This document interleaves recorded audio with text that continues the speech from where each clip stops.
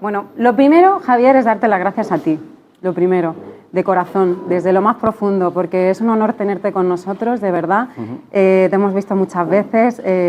Hemos soñado mucho, Isaac y yo, con tener a personas tan increíbles como tú en este espacio tan bonito, ¿no?, que hemos generado, de familia, porque yo te decía, al final es una familia, ¿no? Y entre ellos se van conociendo y se van gestando amistades y es muy bonito, ¿no?, lo que se ha creado en torno al Meet and Click, y nadie nos lo hubiera dicho, porque empezamos con una locurita que se nos ocurrió aquí al amigo y a mí bebiendo vino, que siempre nos salen las buenas ideas. La creatividad ahí.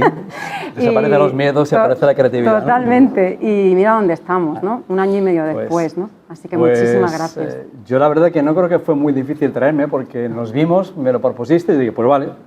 Pues aquí estamos. Fue así. Es verdad, doy fe. No hubo 1000 llamadas y persecución. Porque hace poco estuve en Móstoles en una entrega de premios literarios y la persona del ayuntamiento llevaba 6 años detrás mío. 6. Después llegó el COVID y no. Madre y mía. por fin, pues bueno, llegué, ¿no? Pero aquí ha sido como que, oye, ¿te vienes? Digo, vale. Así que aquí estamos, la verdad que encantado. Y sobre todo, o sea, me encanta estar en este espacio tan relajado y sobre todo que es muy curioso, se ve como una sintonía de perfil de personas muy afín, ¿no? Una energía muy bonita, así que yo por mi parte, gracias por haber hecho el esfuerzo en tiempo, dinero, en todo, para poder estar aquí y ojalá que este rato que vamos a estar aquí juntitos, pues saquéis algo, ¿no? Que alguna cosa pueda servir, que haya algo que te haga pensar, reflexionar, que de alguna forma se pueda utilizar y que sea útil, ¿no? Y que seamos capaces de reflexionar de forma un poco más profunda, a lo mejor, que a veces vivimos en la superficie de las cosas, en todo el ruido de hoy en día. A mí siempre me gusta intentar profundizar. A veces lo consigues, a veces no, pero por lo menos la intención será ser lo más auténticos y sinceros posibles. O sea, que ese es un poco el objetivo. Aunque no sé ni por dónde va a ir esto, o sea, que esto es... Por donde fluya, ¿no? Por donde vaya. Claro. Así que... Pues nada, lo primero era darle las gracias a Javier y lo segundo, como ha dicho él ya, daros las gracias a todos, ¿no? A los que habéis estado aquí con nosotros desde el principio, pues apoyándonos cada vez, cada mes. Aquí no me habéis fallado. Muchísimas gracias a todos y a todos los nuevos que os sumáis, que también sois unos cuantos, que ojalá que este espacio os guste y os atrape como a nosotros y que podáis seguir viniendo muchas veces más. Bueno, Javier, hablaba contigo por teléfono el otro día y me decías, me han hecho tantas entrevistas, he hablado tanto de mis libros, de mi experiencia vital, ¿no? Que es difícil el hacerte una entrevista que te sorprenda, porque claro, es que te han hecho muchas entrevistas. Yo he leído tus libros y me imagino que la mayoría de los que estáis aquí también los habréis leído. Y lo primero que quiero es darte la enhorabuena por tus libros, porque de verdad te lo digo, he leído muchos libros de desarrollo personal, muchos, llevo formándome también tiempo y me han llegado muchísimo tus libros, me han llegado muchísimo. Creo que es una forma de llegar a la gente transmitiendo un mensaje que es muy importante, ¿no?, de vida, fundamental, de una forma tan bonita, ¿no?, a través de las historias de Joshua, David, de Sofía. No sé, de verdad me parece que tiene muchísimo mérito. Has hecho ya 4 libros. Y está el quinto. Sí, el quinto en octubre. El quinto en octubre. ¿Se puede decir cómo se va a llamar el título? ¡Uf! ¡Qué pelea con el título! ¿Lo podemos avanzar o no? Sí. ¿Sí? Es la primera vez que he tenido dudas respecto al título, porque siempre he tenido los títulos muy claros. Donde tus sueños te lleven era ganador, luego un lugar llamado destino, luego era más el manual, que es el libro menos conocido, que es el de los 10 pasos hacia tu cima personal. Luego, volviendo a la novela, el de La vida te está esperando, ¿no? Y era como una relación de títulos que significaba mucho, y en ese estaba, yo creo que más perdido que un burro en un garaje, tenía una lista de títulos enormes, pero al final he ido algo como que cuando alguien pase delante del libro, que le apele, y al final el título es, y la portada es una mujer en una montaña de espaldas a un paisaje increíble entre nieve y un lago, y es, este es tu momento. Este es tu momento. Este es tu momento. Qué buen título. Y es la historia de Paula.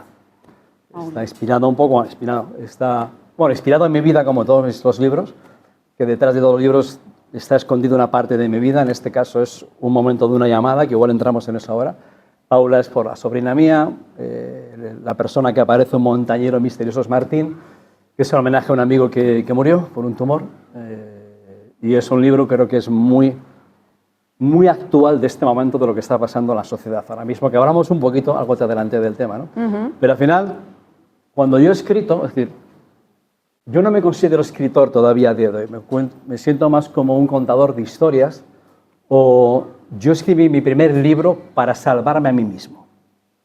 Yo escribí lo que yo necesitaba leer, lo que yo necesitaba creerme en un momento en el que mi vida explotó en 1000 pedazos, ¿no? Yo había dado conferencias, había hecho mucha formación, ya con 20 y pico años había recorrido un montón de países dando conferencias, luego dejé de dar conferencias, me he dedicado a un montón de cosas. Estaba antes de los 40 me había jubilado, año sabático, viviendo la gran vida, hasta que de pronto me metí en Brasil en tema de inversiones, o sea, he hecho un montón. Han sido como 6 vidas muy distintas que no tienen nada que ver. La locura de Brasil fueron 5 años de ir y venir, de invertir, de trabajar, y de pronto aquello se convirtió en un agujero negro que se tragó mi vida, literalmente lo perdí absolutamente todo, pero todo, que tuve que pedir dinero para comer y para pagar la luz, literalmente, así lo digo, ¿no? Y en ese momento, cuando mi mundo se derrumbó absolutamente, me pilló en Orlando, en Estados Unidos, en un momento de una llamada fatídica desde Brasil. El gobierno bloqueó el proyecto en el que llevaba trabajando 5 años, digo, toda la ruina. Y al mes siguiente fue cuando comencé a escribir el libro. Yo no había escrito nada, pero sabía que tenía una historia que contar, ¿no? Y al final, la historia de ese libro es una historia basada en hechos reales de un escalador en el Himalaya, aunque ocurrió realmente en los Andes. Pero ahí arranca la historia y al final es como que mi vida camuflada. Pero es la historia de cada uno de nosotros, porque todo el mundo ha pasado por ese momento en el que si algo puede ir mal, no te preocupes que va a ir mal. En el momento en el que de pronto llega la enfermedad, pierdes el trabajo, inviertes en algo, va mal, de pronto el mundo se derrumba a tu alrededor y de pronto es como que te conviertes en tu peor enemigo. Quiero creer que soy capaz de salir de aquí, pero es que no me lo creo. Ayúdame a creer, a que el de aquí arriba sea mi amigo, no el enemigo que tengo dentro que me está fustigando, ¿no? Y estaba ahí. Entonces, al final cogí 25 años de mi vida de historias del libro, de haber estado muy arriba, de un éxito enorme, de haber estado en la ruina absoluta, y con toda esa experiencia de ahí salió ese libro.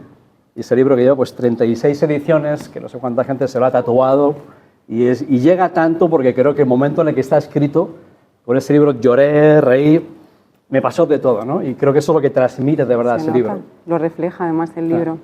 Yo leyendo tus libros, cuando estaba pensando en cómo presentarte, ¿no? Digo, lo han presentado de todas las formas posibles, pero yo leyendo tus libros tenía la sensación de que la persona que tenía ahí, la que estaba escribiéndome, en el fondo era un intrépido viajero, un aventurero, porque cada libro que escribes es un viaje de autoconocimiento, de autodescubrimiento, es un viaje a la aceptación, es un viaje, una introspección para cada persona que lo lee, porque como tú me decías, ¿no? Al final todos nos sentimos identificados con los personajes. En algún momento o en otro de nuestra vida hemos pasado por ahí, ¿no? Entonces son viajes maravillosos que propones en los que hacernos muchas preguntas, ¿no? Las grandes preguntas, diría yo. Va de eso, sinceramente. El primero un poco fue, yo cuando escribí este libro dije, no voy a volver a escribir en la vida, no me queda nada que contar. Yo, lo saqué todo, no me quedó nada dentro. Pero de pronto empezaron a llegar mensajes y mensajes y historias increíbles de cosas muy salvajes que ocurrieron. Yo preguntaba a Planeta, ¿estos mensajes es normal? Y me decían, no, esto no es normal, ¿no? La gente que se tatuaba el título del libro y era de locos. Y entonces de pronto me di cuenta, sí, hay un montón de fotos por ahí de gente con el título por todo el cuerpo y hay un poema que es Mi Tesoro, lo puedes leer por ahí si quieres. Hasta una persona que se tatuó el poema entero, toda la espalda con un poema. Eso es porque te pilla en un momento de la vida que cómo será el momento de esa persona, que no quiero que se me olvide, ¿no? Yo lo tengo todo subrayado. Y de pronto fue como que cuando ya pasó un tiempo y ya me reclamaron, ¿y el siguiente cuándo? Digo, ¿qué siguiente? Si no tengo nada que contar. Y luego me di cuenta que me había dejado muchas cosas en el tintero. Me di cuenta que se habían quedado cosas que tienen que ver con los miedos, ¿no? Todavía por el camino. Y fui revelando muchas cosas y de pronto me vino la historia. Conocí muchas historias y de ahí salió un lugar llamado Destino, donde el fondo del libro sobre todo es el miedo de todos los miedos. El miedo de todos los miedos, que es el miedo a no ser suficiente. Yo cuando tuve muy claro ese concepto, lo tenía siempre por ahí, pero cuando lo entendí profundamente, el qué, de dónde venía un poco todo, para mí fue una revelación, ¿no? Y ver que todo el mundo, sea quien sea, padece ese miedo. Esa fue la pregunta de Pablo Motos en Hormiguero, ¿no? ¿Todo el mundo lo tiene? Por supuesto que todo el mundo lo tiene, ¿no? Claro. Yo le preguntaba en la entrevista de Hormiguero, oye, por aquí ha pasado la gente más brillante del mundo, gente de todo el éxito del mundo, famosos presidentes, campeones de todo, ¿no? Y cuando ha acabado la entrevista, digo, ya en el camerino, ¿cuántos te han preguntado? Oye, ¿qué tal lo he hecho? Y dice, ¿todos? Porque todo el mundo quiere saber, a ver qué tal lo he hecho, a ver si he quedado bien, a ver qué dirán, a ver si he estado a la altura. Porque ¿qué ocurre con el miedo a no ser suficiente? El miedo a no ser suficiente tiene es como si viniésemos con un defecto de fábrica, de que a lo mejor ya no soy suficientemente joven, alto, guapo, no tengo el currículum, no tengo la personalidad, me faltan cosas, ¿no? Y entonces, ¿qué hago para compensar? Que este sentimiento las redes lo han magnificado por 1000. Ahora las redes es un mecanismo de crear insatisfacción constante de que nunca vas a estar a la altura. Lo siento mucho. Comparado con ese maravilloso mundo y magnifica esa necesidad de reconocimiento absoluto, ¿no? Pero lo trágico del miedo a no ser suficiente es que detrás siempre está, la consecuencia es la sensación de no sentirse digno de ser querido, de no ser merecedor a veces del amor, porque ¿quién soy yo, no? Para que me quieran, para ser querido, y vamos a apagar los móviles y tal. y nada, entonces es lo que ocurre. Entonces, bueno, si no soy suficiente, ¿qué hago, no? Y eso es un poco una de las grandes preguntas y que intenta responder el libro. Y tienes dos vías. Para ser suficiente, pues me paso la vida intentando impresionar al resto del mundo, de lo importante que soy. O me creo mi avatar y tengo esta vida maravillosa para intentar, ¿no? ¿Qué quiero? Gustar, ¿no? Quiero impresionar. ¿Por qué? Porque al final quiero sentirme digno de ser merecedor y de que me quieran, ¿no? Y la otra es, porque esa no funciona, ¿no? Se te cae ese castillo muy rapidito. La otra al final es a través del trabajo personal, a través de una identidad más valiosa, a través de tu propia aceptación. Y a través de ese trabajo personal, uno es interno, otro es externo, y lo único que perdura es tu propia evolución interior, que te sientas como una persona digna de ser respetada, que tú te quieras, que tú te aceptes, a pesar de los defectos que todos tenemos, a patadas, que no quiere decir ni me resigno, ni me aguanto, ni me conformo, me acepto y a partir de aquí sigo mejorando. Y ese es el gran trabajo. Yo te decía lo de intrépido viajero, aventurero, ¿no? Y de todos los, no, pero muy bien, muy bien. Y de todos los viajes que has hecho y cómo hemos viajado contigo a través de los libros. Y lo que me gustaría preguntarte, Javier, es, de todos estos viajes vitales que has hecho, ¿cuál ha sido el más trascendental para ti? El más trascendental o el más bonito que he hecho fue cuando escribí este libro. Estaba ya con la idea del libro clara, tenía 200 páginas de ideas. Y entonces me fui a Estados Unidos, llevé a mi hija a un campamento en Massachusetts, cerca de Boston, y yo me cogí un avión, me fui a Los Ángeles y alquilé la furgoneta más cutre de América. Estaba pintada a brochazos, en plan hippie, que todo el mundo miraba como que esto qué es. Y era una Chrysler Voyager con 3 cachitos de colchón para hacer un colchón, una sartén, un camping gas y 2 trastos más, y me recorrí todo el Pacífico. Me fui desde Los Ángeles, todo California, Oregón, Washington State hasta Canadá. Me hice 4.500 kilómetros viviendo en la furgoneta. Meando en la furgoneta en una botellita.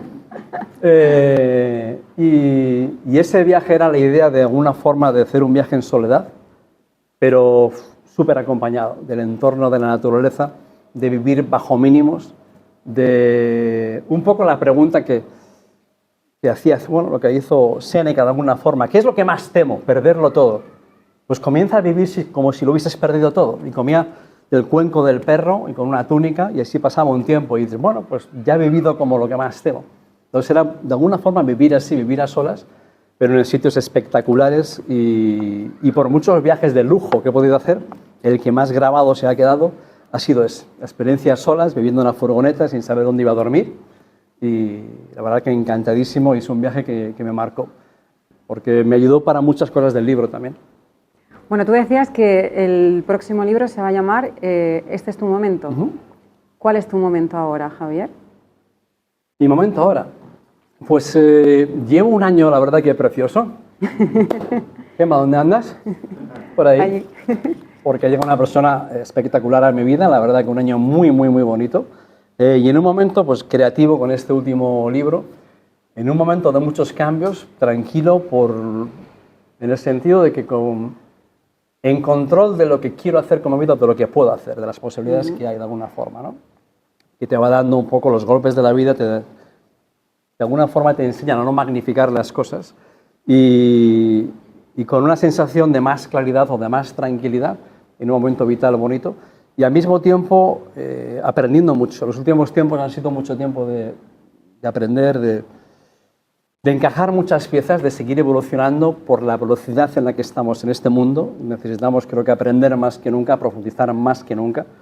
Todos tenemos el mismo enemigo en común, que es la brutal incertidumbre que tenemos alrededor, un entorno que la magnifica, y ese entorno tan diríamos, volátil, hace que estemos, como se dice hoy en día mucho, pues contagiados de ese cortisol a tope y vivimos con una sensación de amenaza. Entonces, lo que ocurre es que la mayoría, por la educación que hemos tenido, nos han hecho creer o pensamos, ¿no?, que cuando llegue allí, cuando tenga que resultado, cuando facture X, cuando pague la hipoteca, cuando mis hijos estén en tal lugar, asociamos demasiado la sensación de seguridad o de confianza a un resultado futuro. Y ese es el mayor aniquilador del presente que existe, porque entonces quiere decir que el presente es un lugar peor del que estamos.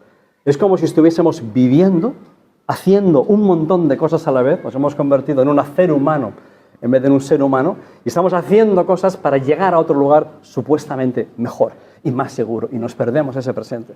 Entonces, para mí han ocurrido cosas en mi vida donde ha sido un año que sobre todo ha sido el año que más he vivido el presente. Independientemente de lo que ocurra, he dejado en parte en muchos momentos de vivir como un inmortal, pensando que ya tendré tiempo, ¿no?, que esa es la gran cagada, ¿no? Porque si crees que tienes tiempo, tira la cadena, la gente joven no sabe que lo tira la cadena, pero te la has liado. Pero de vivir mucho más ese presente, fluir mucho más, porque encima la vida ya me pegó un susto escribiendo el libro y ha sido eso, de enfrentar el presente y el futuro con más valentía. Es que te iba a preguntar quién es Javier, ¿no? Pero tú siempre dices, ¿no?, qué difícil es esa pregunta, ¿no? Responder a esa pregunta, ¿quién soy? Y qué condicionados estamos por todo el entorno, lo acabas de decir, ¿no? Y en este momento de tanta incertidumbre, qué difícil es, ¿no?, mantener la autenticidad. Qué complicado, ¿no? Sí, son dos conceptos que, bueno, la autenticidad. Hay un capítulo bien largo y extenso en el siguiente libro sobre ese tema, porque para mí hay, cuando miras un poco lo que está pasando en la sociedad, hay como una especie de extinción de la autenticidad. Ya para mí la pregunta, cuando dicen, ¿quién eres? Depende de qué día preguntes. Es decir, ¿quién eres? Cambia tanto, porque cambian las personas a tu alrededor, cambias tú, cambian las circunstancias, cambia todo. Venga a cambiar. Para mí la gran pregunta no es quién eres. La gran pregunta es quién estás siendo. ¿Quién estás siendo? Porque el entorno que hay fuera, hay toda una energía enorme que te empuja a comportarte de una manera determinada. Y lo vemos sobre todo más en la gente joven, ¿no? Y te empuja a comportarte de una manera, y al final uno sin darse cuenta va creando un personaje, ¿no? Y nos mostramos no como somos, sino como nos gustaría que nos viesen o como nos gustaría que fuese nuestra vida. Entonces, ¿qué ocurre? Que la autenticidad es la forma en la cual tú conectas contigo mismo. La forma en la que conectas contigo. Cuando no eres auténtico y estás intentando impresionar o quedar bien, ¿qué ocurre? Que tú te desconectas de ti. Entonces empiezas a crear un personaje y empieza a haber un vacío. Y hay una incongruencia tan grande entre quién soy o cómo me estoy mostrando y cuando llego a casa y me miro en el espejo y dices, ¡wow! ¿No? Entonces estamos como que nos empujan a comportarnos de una manera y hay una ruptura de la identidad entre quién soy de verdad, cómo me siento, cómo me ven, cómo quiero que me vean, y hay una disrupción enorme. Las niñas de 10 a 14 años han subido el índice de suicidio en un 400%. Hay muchas que ya tapan el espejo del baño porque cuando me veo me odio y se rechazan. Porque yo soy la de TikTok y la de Instagram después de todos los filtros y cuando se ven en realidad no hay cero aceptación, es un rechazo gigantesco, porque yo quiero ser la otra persona. Entonces, cuando tú dejas de ser auténtico y creas el personaje, al final encima viven con el miedo de que descubran la verdad y de que sepan realmente cómo soy, cómo es mi vida o cómo me siento. Entonces me voy escondiendo, voy pretendiendo ser lo que no soy, que es la manera perfecta para ser infeliz, y al final el personaje se come a la persona. Entonces, ¿cuál es la solución? Un ataque de valentía. Y al final tienes que matar al personaje y empezar a ser real. Y cuando tú eres más auténtico, cuando eres más espontáneo, cuando eres tú, y entonces recuperas la autenticidad, y es cuando conectas con las personas. Porque la gente no conecta con el personaje. La gente no conecta con la prepotencia, conecta con una persona auténtica. Cuando ves a alguien que es de verdad, sencillo, llano, humilde, ¿no? Yo siempre pongo el ejemplo, todo el mundo lo ha visto, digo, ¿conectas más con un Iniesta o conectas más con un Ronaldo? ¿No? Entonces vas por ahí, entonces queremos impresionar porque queremos gustar, pero eso precisamente te aleja de los demás y de ti mismo. Al final dices, ¿quién soy? No lo sé. Entonces esa autenticidad hay que recuperar, esa sinceridad con uno mismo y atrevernos a mostrarnos y atrever a mostrar nuestras emociones tal como somos. Si no, al final terminas muerto por ahí. Hay una parte de La vida te está esperando que me encanta, que también te he oído hablar muchas veces de este tema, que es cuando hablas del Ocupa, ¿no? Viene un poco a colación de lo que venías diciendo antes, ¿no? El Ocupa es ese personaje que tenemos dentro de nosotros que está continuamente dándonos mensajes que precisamente no nos hacen bien, ¿no? Y es un martillo pilón que está ahí, dale que te pego, dale que te pego. ¿Qué hacemos con el Ocupa? Y bueno, suponiendo que haya uno, porque yo leyendo el libro decía, y solo será uno, porque yo creo que yo tengo por lo menos 4 o 5 identificados. Yo no sé vosotros si tenéis identificado vuestros Ocupas, sí, que están ahí, ¿no? Pues el controlador, el perfeccionista, el que lo sabe todo, el que tiene respuestas para todo, el que quiere ayudar siempre, el que, no sé, hay varios, ¿no? Vamos, el tema del Ocupa es una cosa, lo saqué hace unos años a partir de ahí también, que Pablo Motos, con el que tengo relación, empezó a utilizarlo mucho y se ha expandido mucho el tema del Ocupa. Yo siempre digo que tengo la sensación, que no sé cuándo fue, que alguien se infiltró en mi cabeza y tengo un Ocupa ahí dentro, metido en la cabeza, ¿no? Y al final es que todos somos 2 personas al mismo tiempo. Y el problema que todo ser humano tiene es que nos pasamos la vida pensando, pero sin darnos cuenta que estamos pensando.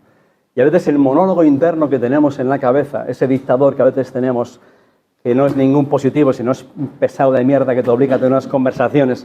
Es decir, si tú tuvieses a alguien a tu lado que te estuviese susurrando en el oído lo que tú te dices a ti mismo, ¿cuánto tiempo tardarías en mandarle a la mierda? Déjame en paz, pesada, ¿no? Y a veces va por ahí, dice, ¿cómo me libro de mí mismo, ¿no? Y el problema es que nuestro cuerpo no entiende si es verdad o mentira. Pero como no somos conscientes, todos los pensamientos que tenemos tienen una energía.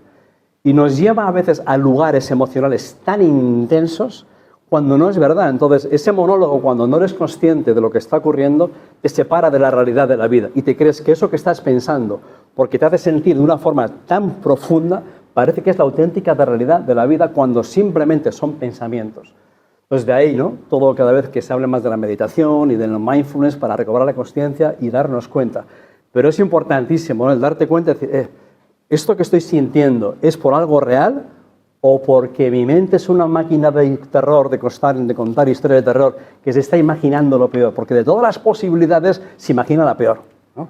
Y al final, ¿qué ocurre? Que queremos llevarnos bien con los demás, pero al final es ¿qué tal te llevas contigo mismo? Digo, bueno, depende del día, ¿no? Pero la gran relación es cómo me llevo mejor conmigo mismo. Entonces, yo sé que he tenido un Ocupa terrible, pero terrible, terrible, terrible. Yo dejé los estudios muy pronto, porque yo era caótico en los estudios y lo mío era el deporte, ¿no?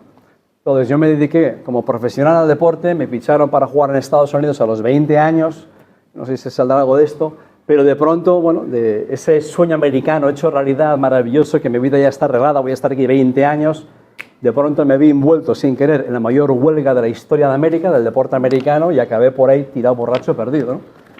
Desesperado, sin nada, ¿qué hago yo con mi vida? Me he dejado todo para este sueño y se ha convertido en una pesadilla.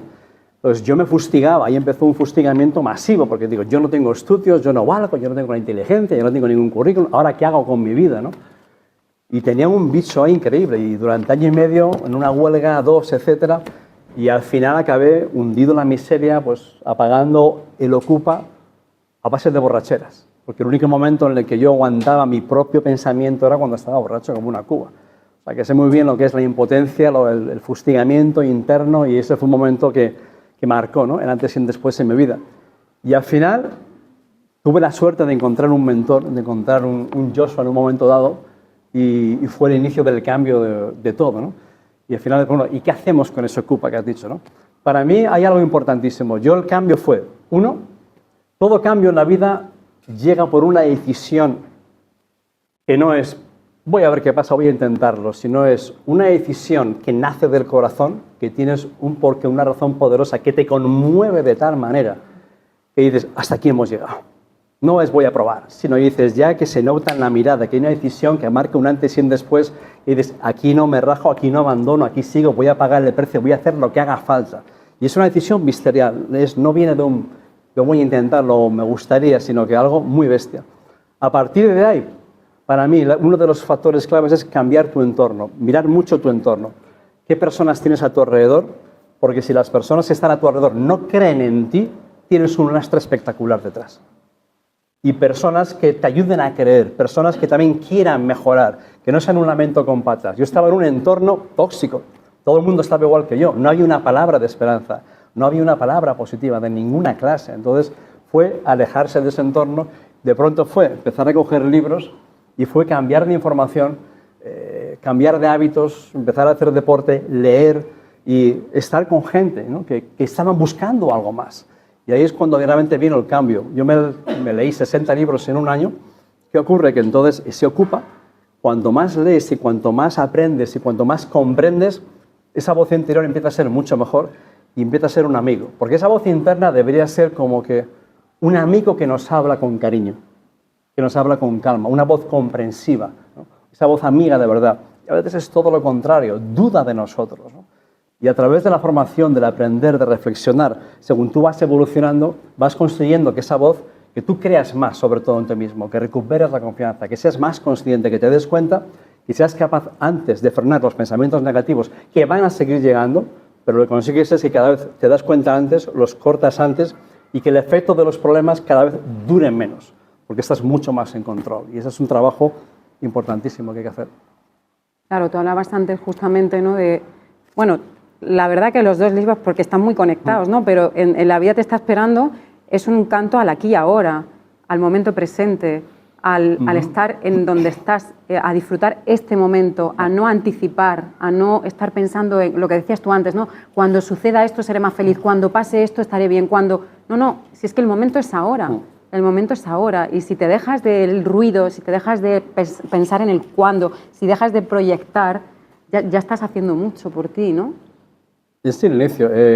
Yo este libro lo escribí para mí mismo, como siempre, que digo, porque es el libro que no firmé contrato, no quería firmar contrato, y dije, si no tengo algo que me sirva a mí, no voy a escribir. Y dije que el día que tenga el libro, ya os aviso, ¿no? Le dije a la editorial. Y cuando dije que no iba a escribir, fue cuando me entraron las ganas de escribir. Ahí fue cuando empezó. Y ese libro tenía muchos temas interesantes que yo tenía que trabajar en mí, pero que veía a nivel general.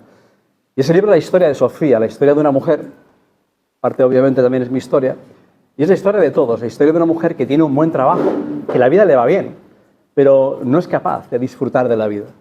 Porque vivimos en un país, de todos los que yo he viajado muchos, que creo que es el país que más incide en la seguridad. O sea, estudia para un día tener un buen trabajo y de seguridad y de futuro, una mentalidad de funcionario y toda la vida. Entonces, ¿qué ocurre? Que nuestros padres han querido que seamos responsables, ¿no? Pero en esa responsabilidad se han confundido con meternos la preocupación y el miedo por vena. ¿Y cuál es el resultado? Todo el contrario del que querían.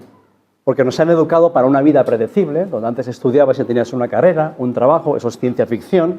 Hoy en día hay que ir con la mentalidad, voy a tener 20 trabajos o 20 actividades, tengo que ser, emprendedor de todo, ¿no? Y entonces, ¿qué ocurre? Que cuanto más buscas la seguridad, la obsesión por la seguridad provoca todo lo contrario, provoca un montón de inseguridad, porque vivimos con la necesidad de tener aquello que no tenemos para un día estar tranquilos. Entonces, cuando estás persiguiendo esa seguridad, haces lo mismo que hemos dicho antes, que el presente es un lugar del que parece que quiero huir. Entonces, nuestra mente quiere creer y adora como un Dios ese resultado futuro, pensando que entonces, ¿no? Cuando llegue allí, por fin estaré como mucho mejor. Y al final, eso es un arcoíris que no existe. ¿Alguien ha conseguido atrapar un arcoíris? No hay manera, porque siempre aparece algo más. Cuando consiga los deseos, digo, el deseo es un animal insaciable y siempre aparece otro, siempre aparece algo más para que nunca jamás sea suficiente. Igual que el marketing es el arte de crear insatisfacción para que siempre uno quiera algo más. Y al final la seguridad viene de la confianza en ti. Punto. Hay gente que lo tiene todo y parece que no tiene nada y siguen vacíos. Hay gente que no tiene nada y parece que lo tiene todo.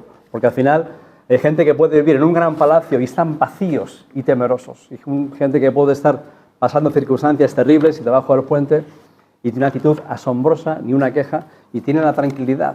Pero sobre todo viene porque hay una confianza en ti, hay una aceptación en ti, no tienes que ser otra cosa. Y esa confianza que te hace sentirte capaz de que venga lo que venga, lo voy a tratar como un reto. Ese problema me va a enseñar y me va a hacer más fuerte. No sé por qué, pero de aquí voy a aprender y me va a hacer mejor.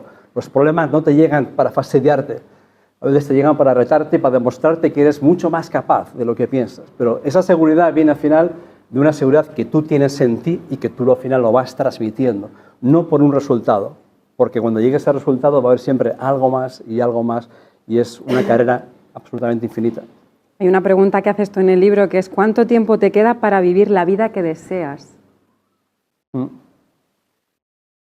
¿Y tú cómo responderías a eso? Pues ninguno, ya. Es urgente vivir ya. Es que de ahí que el título del libro es La vida te está esperando, porque se nos pasa la vida esperando a vivir. Lo curioso del personaje y lo curioso de este libro es que yo tenía el libro ya entero en la cabeza, 2 años tengo el libro claro, ya empiezo a escribir, sé todo lo que va a pasar, sé que aparece una enfermedad, que le dan, o sea, la mujer tiene una vida ideal pero no disfruta, hasta que de pronto se marea, se desmaya, la llevan al hospital y... igual estoy contando el libro, ¿cuántos habéis leído? ¿Hay alguien que lo haya leído? ¿Cuántos habéis leído los libros? Alguno que otro más, poquito. Sí, bueno, así va. No. Hago un pequeño spoiler, ¿vale? Entonces, ¿qué ocurre con el libro? De pronto, bueno, va a dar una conferencia en Mallorca, arranca el libro que de pronto, bueno, se pone la mujer cardíaca y se desmaya en el escenario y de pronto se despierta en el hospital. Y ahí tiene la suerte de encontrarse con una mujer increíble que es como un perro callejero de mezcla de colores, culturas, razas y creencias y que es una sabiduría impresionante. Entonces comienzan a hablar en la habitación del hospital y Sofía parece como ti quien va a contar mi vida, parece que sabía todo de ella. Cada vez que abría la boca era como una píldora increíble. Y cuando ya se van a despedir, viene el médico, le dice, no tienes nada del mareo, pero lo siento mucho, hemos descubierto algo inesperado. Y es una mujer joven.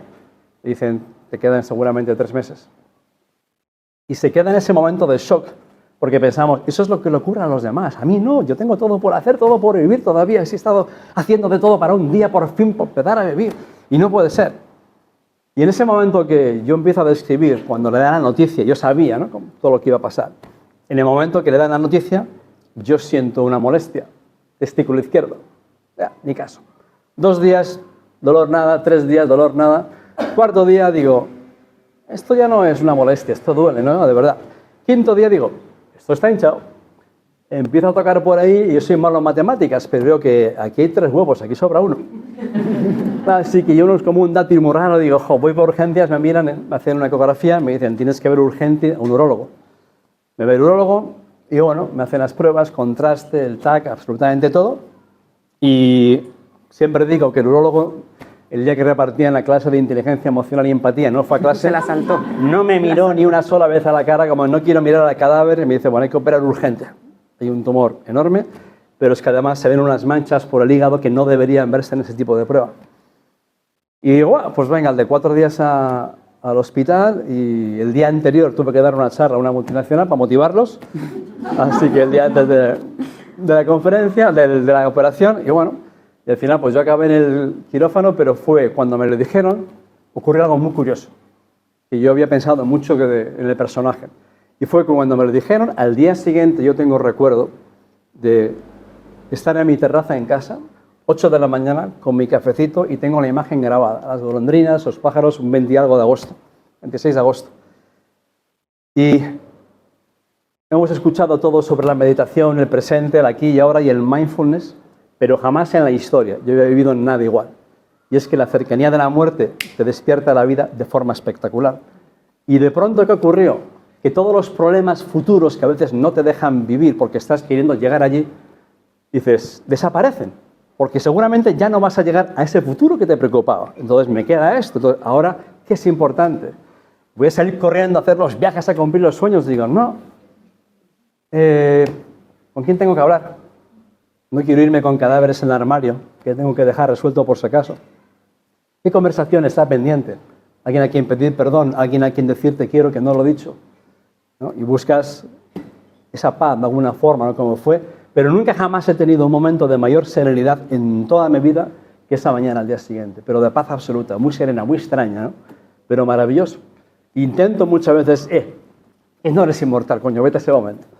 Pero al final llegó la operación y bueno, esto siempre lo cuento así, vinieron 2 amigos al hospital y bueno, llegó un momento de la operación, epidural, entonces se llevaron testículo izquierdo y sales como encantado de la vida, no pasa nada, todo anestesiado.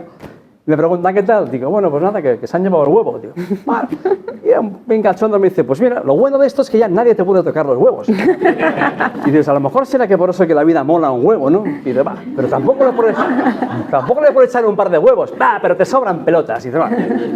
Y desde el primer momento fue el cachondo como que, bueno, es decir, es lo que te da la vida. Al final te puedes convertir en un lamento con patas. Ir dando pena a todo el mundo. Mira lo que me ha pasado, ¿no?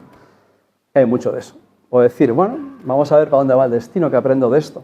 Pero esa es la decisión de cada uno. Al final, ¿no? Cuando pasa, para eso está el libro de En busca de sentido, ¿no? Al final tú eres responsable de cómo reaccionas ante esas historias, ¿no?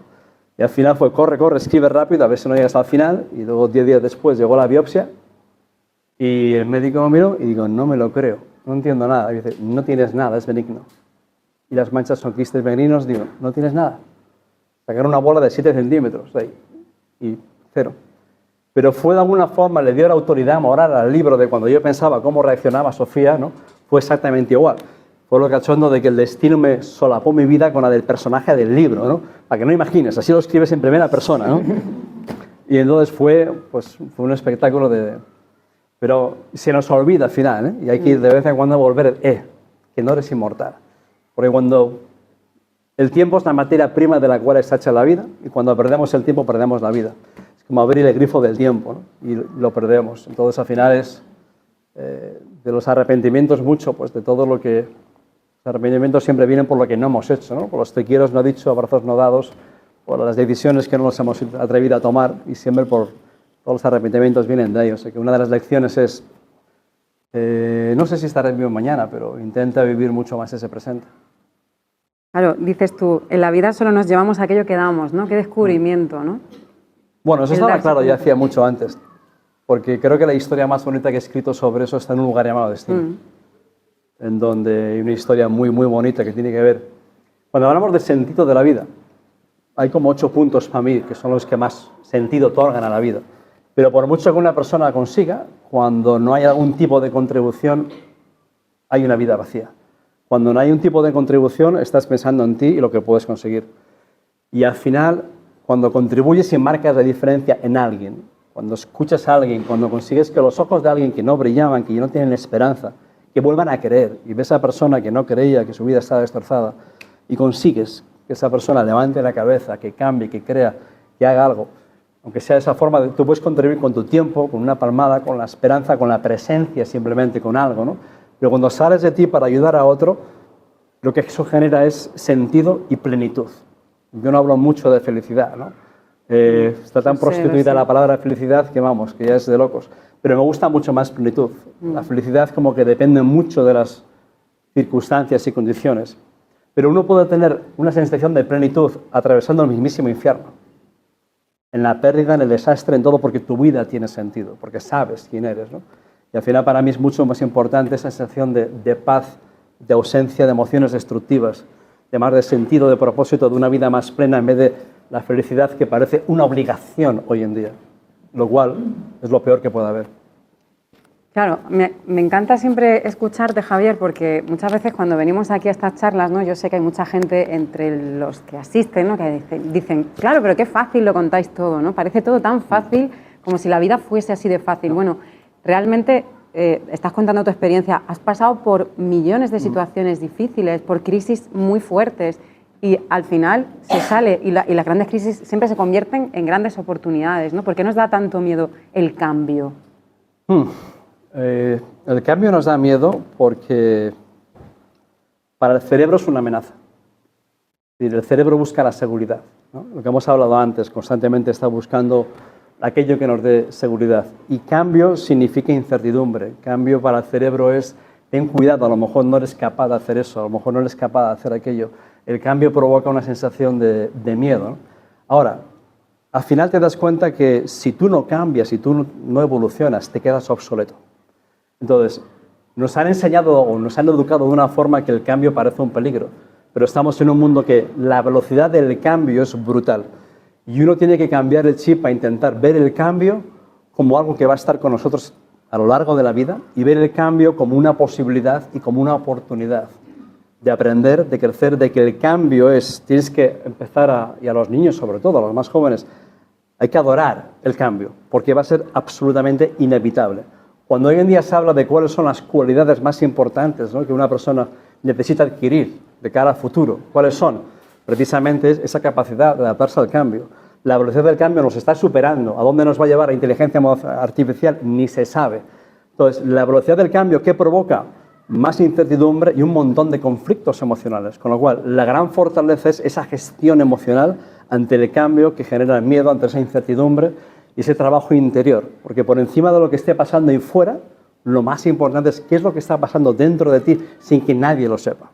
Y ser capaz de aprender a controlar más, ¿no?, internamente. Pero el cambio siempre se ve como amenaza, me sacan de esa famosa zona de confort y no sé si voy a ser capaz. Entonces el cerebro lo interpreta como, mejor no lo hago así, no fracaso. El ego, por si acaso, ¿no? Bueno, el ego está... Un poco el ego, ¿no? Sí, es un poco por ahí. El ego siempre... el ego quiere firmar autógrafos, no quiere arriesgarse. El ego quiere reconocimiento. Entonces para el ego, es el ego el que muchas veces dice, te hace decir, no puedo, que son las dos peores palabras que pueden salir por tu boca. Si te escapa un no puedo, algo se rompe dentro de ti. Algo se rompe en tu corazón y crea... El no puedo es la mayor mentira de la historia. Porque realmente lo que está pasando, el no puedo quiere decir, no me atrevo a hacer eso, porque a lo mejor no lo hago bien, a lo mejor podría ser un fracaso. No es que no pueda, sino tengo miedo de hacer eso, porque a lo mejor no lo hago bien. Entonces, es cuando el cerebro te empieza a lanzar toneladas de miedos para que no se te ocurra hacer eso. ¿Qué va a ser de tu reputación si lo intentas y va mal? ¿Qué dirán? Por Dios. Entonces, ese miedo, ese ego es el mayor ladrón de sueños, ¿no? Al final, se puede decir como que ese miedo es como... Es esa voz que te intenta hacer que tú abandones, y cuando abandonas es como las hienas, se ríe. Tengo uno más que hemos engañado y ha abandonado sus miedos, ¿no? Al final, somos prisioneros de aquello que no hacemos. Total. Al final, ese miedo es la mayor cárcel del mundo. Es una cárcel sin barrotes, una cárcel sin muro, una cárcel sin techo, sin puertas, de la que tú eres el carcelero. Pero al final tienes que tratar el miedo como el mayor motivo para pasar a la acción. Cada vez que aparece el miedo, significa que la vida te está dando una oportunidad. ¿Vas a ir a la cueva y te vas a esconder? ¿O vas a salir y vas a dar un paso al frente y te vas a superar? El miedo, cuando aparece, dices, aquí estoy. ¿Cuál es la decisión? ¿Voy a ser el cobarde o voy a ser el valiente? ¿Voy a ser el héroe o el que va a salir corriendo? Pero digo, hasta Superman va con un tanque, con unos leggings. Y es porque va con pañales debajo, va cagado. No es que no tenga miedo, ¿no? Todo el mundo tiene esos miedos, pero al final tienes que encontrar tu razón por encima del miedo. El miedo va a estar ahí. Quien dice, ¿cómo no tener miedo? Mentira gorda. Es imposible, ¿no? Es imposible. Van a estar ahí. El miedo siempre te va a estar esperando ahí en la vuelta de la esquina. Cada vez que intentes algo, cada vez que tengas un reto y quieras mejorar tu trabajo, tu negocio, tu familia, una relación, cada vez que intentes algo, va a haber un choque dentro de ti. Va a haber un choque entre ese ego que no quiere que hagas nada, así no fracasas, y la parte de ti que tiene la aspiración humana de mejorar, que quiere algo más. Hay una discusión entre los dos, de me atrevo o no me atrevo. Al final, ¿quién va a ganar? Y es ese momento de lanzarse, de dar un paso al frente, digo, voy. Porque ese miedo, eso siempre es la razón para pasar a la acción. Y sobre todo, hay que poner un balance, ¿no? Es decir, y tienes que poner cuáles son las consecuencias en mi vida si hago eso que tengo miedo de hacer. ¿Qué puede pasar? Normalmente nada.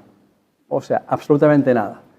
Pero si pones las consecuencias de cuáles van a ser las consecuencias en mi vida si no me atrevo a hacer eso que realmente quiero hacer, lo que va a ocurrir es que la confianza interna se deteriora a una velocidad espectacular porque estás huyendo de la vida. Y puede que nadie más lo sepa, pero dentro de ti algo se rompe, algo se quiebra. Es como una infidelidad a nosotros mismos porque sé en lo más profundo de mí que no me he atrevido, que en el momento de la decisión me he escondido. Y ahí viene en el primer libro, ¿dónde están las mayores riquezas del mundo? Digo, el cementerio. No son las minas de oro, ni de diamantes, ni pozos de petróleo. Las mayores riquezas del mundo están en el cementerio. ¿Por qué? Porque todo el mundo ha tenido alguna idea maravillosa, que en el momento que tienes esa idea, ¿no?, te pones como una moto, te entusiasmas y sí, esto es lo que voy a hacer y voy, y ahí aparece el Ocupa. Pero ¿quién te crees que eres? ¿A dónde vas? ¿No? Pon los pies en el suelo. ¿Cómo vas a hacer tú eso? Si no tienes la inteligencia, la preparación, los recursos, saca el listado y dices, ¡buah! No, mejor que abandones. Y esa maravillosa idea que podría haber cambiado nuestra vida y la de cualquiera, ¿dónde acaba? Acaba donde nadie lo sabe, pero acaba muerto dentro de ti en el cementerio. tapado por falsas creencias, aparte de ese montón de tierra. Entonces, cuando tú has querido hacer algo y a la hora de la verdad no lo has hecho, hay una energía reprimida que se convierte en algo tóxico que te va rompiendo por dentro. Puede que nadie lo sepa, pero tú sí. Tú sí. Y al final, hasta que no hagas eso que estás evitando, y cuando lo haces, ¿qué ocurre? Dices, y por esta mierda he estado sufriendo tanto. Porque el Ocupa te estaba contando unas historias increíbles de terror que te llevan... Y luego dices, madre mía, la película que me estaba contando por esto. Y nos ocurre a todos. Al final dices siempre, ¿no? Frente al miedo, la acción. El primer paso, aunque sea pequeño, ¿no? Pero no quedarnos ahí, movernos, hacer algo. Hay dos formas de enfrentarse. Es decir, hay una cosa que es... Se activan dos sistemas distintos en función del miedo, el SIC y el SAC. Cuando tú te enfrentas al miedo de forma consciente y voluntaria, se activa el SAC, que es el sistema de aproximación conductual que genera la dopamina. Es decir, me enfrento de forma positiva, me enfrento con intención, no me rajo, no me doy la vuelta, voy a hacer eso aunque me tenga que poner pañales, aunque me muera, Y entonces eso hace que se activen partes del cerebro que te ayudan a conseguirlo, que generan esa dopamina, que es la hormona de la motivación. Por otro lado, también tienes que utilizar la psicología o la motivación negativa, de forma positiva. Y me explico, porque nadie habla de motivación negativa, ¿eh? Pero eso es un poco el SIC, que es el sistema de inhibición conductual. Es decir, tienes que tener un objetivo, algo que te impulse, algo que te inspire, algo por lo que estás dispuesto a luchar, a sacrificarte.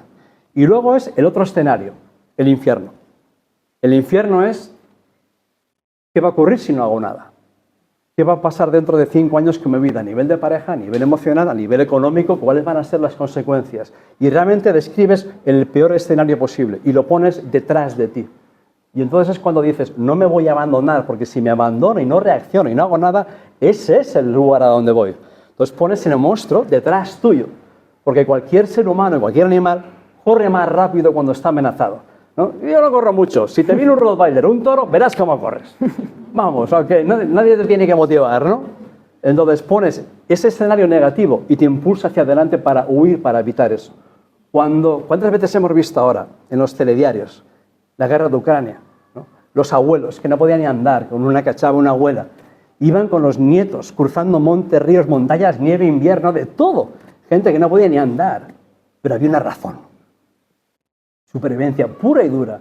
Y han hecho recorridos que no hubiesen hecho ni de casualidad, nunca. Cuando tienes esa razón, ese porqué, que parece negativo, pero ahí se instala ese sistema de supervivencia, ¿no? Que hace que te empuja hacia adelante.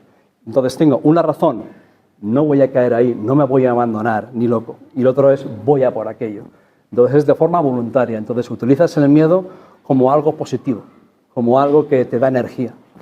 A mí me gusta mucho compartir y con el permiso de ella, justo antes de empezar esta charla, me estaba comentando una persona que estuvo en la charla anterior y me gustaría que lo comentaras con todos porque me parece un ejemplo muy bonito de lo que está diciendo Javier, ¿no? Porque hablábamos también de eso en aquella charla, hablábamos un poco de cómo enfrentarnos a aquello que nos da miedo, a aquello que nos está de alguna forma pues un poco carcomiendo por dentro, ¿no? Porque de alguna manera...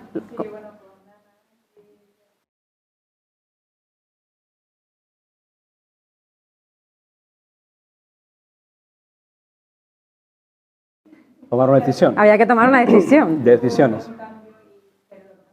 Tengo mucho miedo a dejarlo todo, emprender otra cosa y porque hay que pagar las facturas y pero camino del medio, no todo nada. Bueno, ha empezado con unos pasitos. Sí, dentro de mi propio trabajo, porque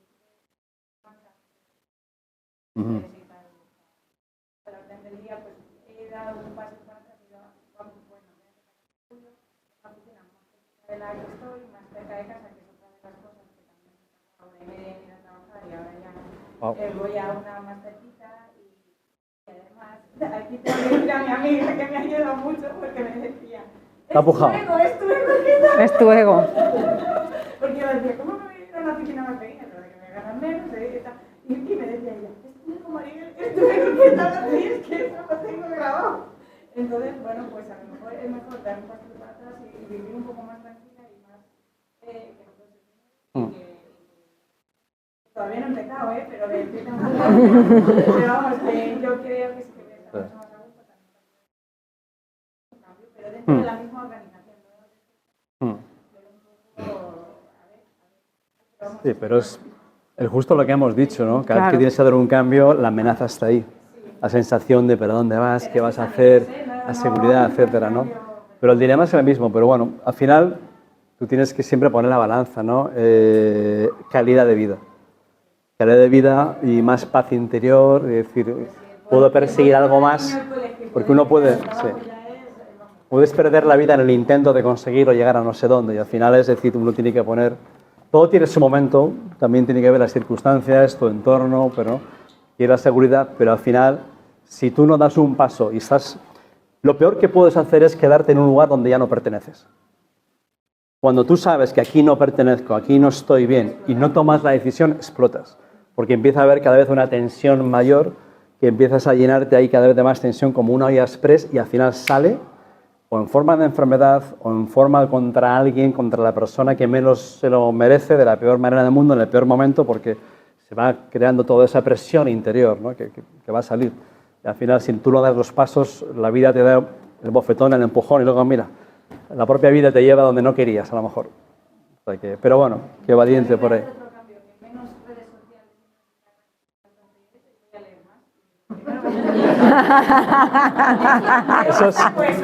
Esa es ya. Muy bien, Maribel.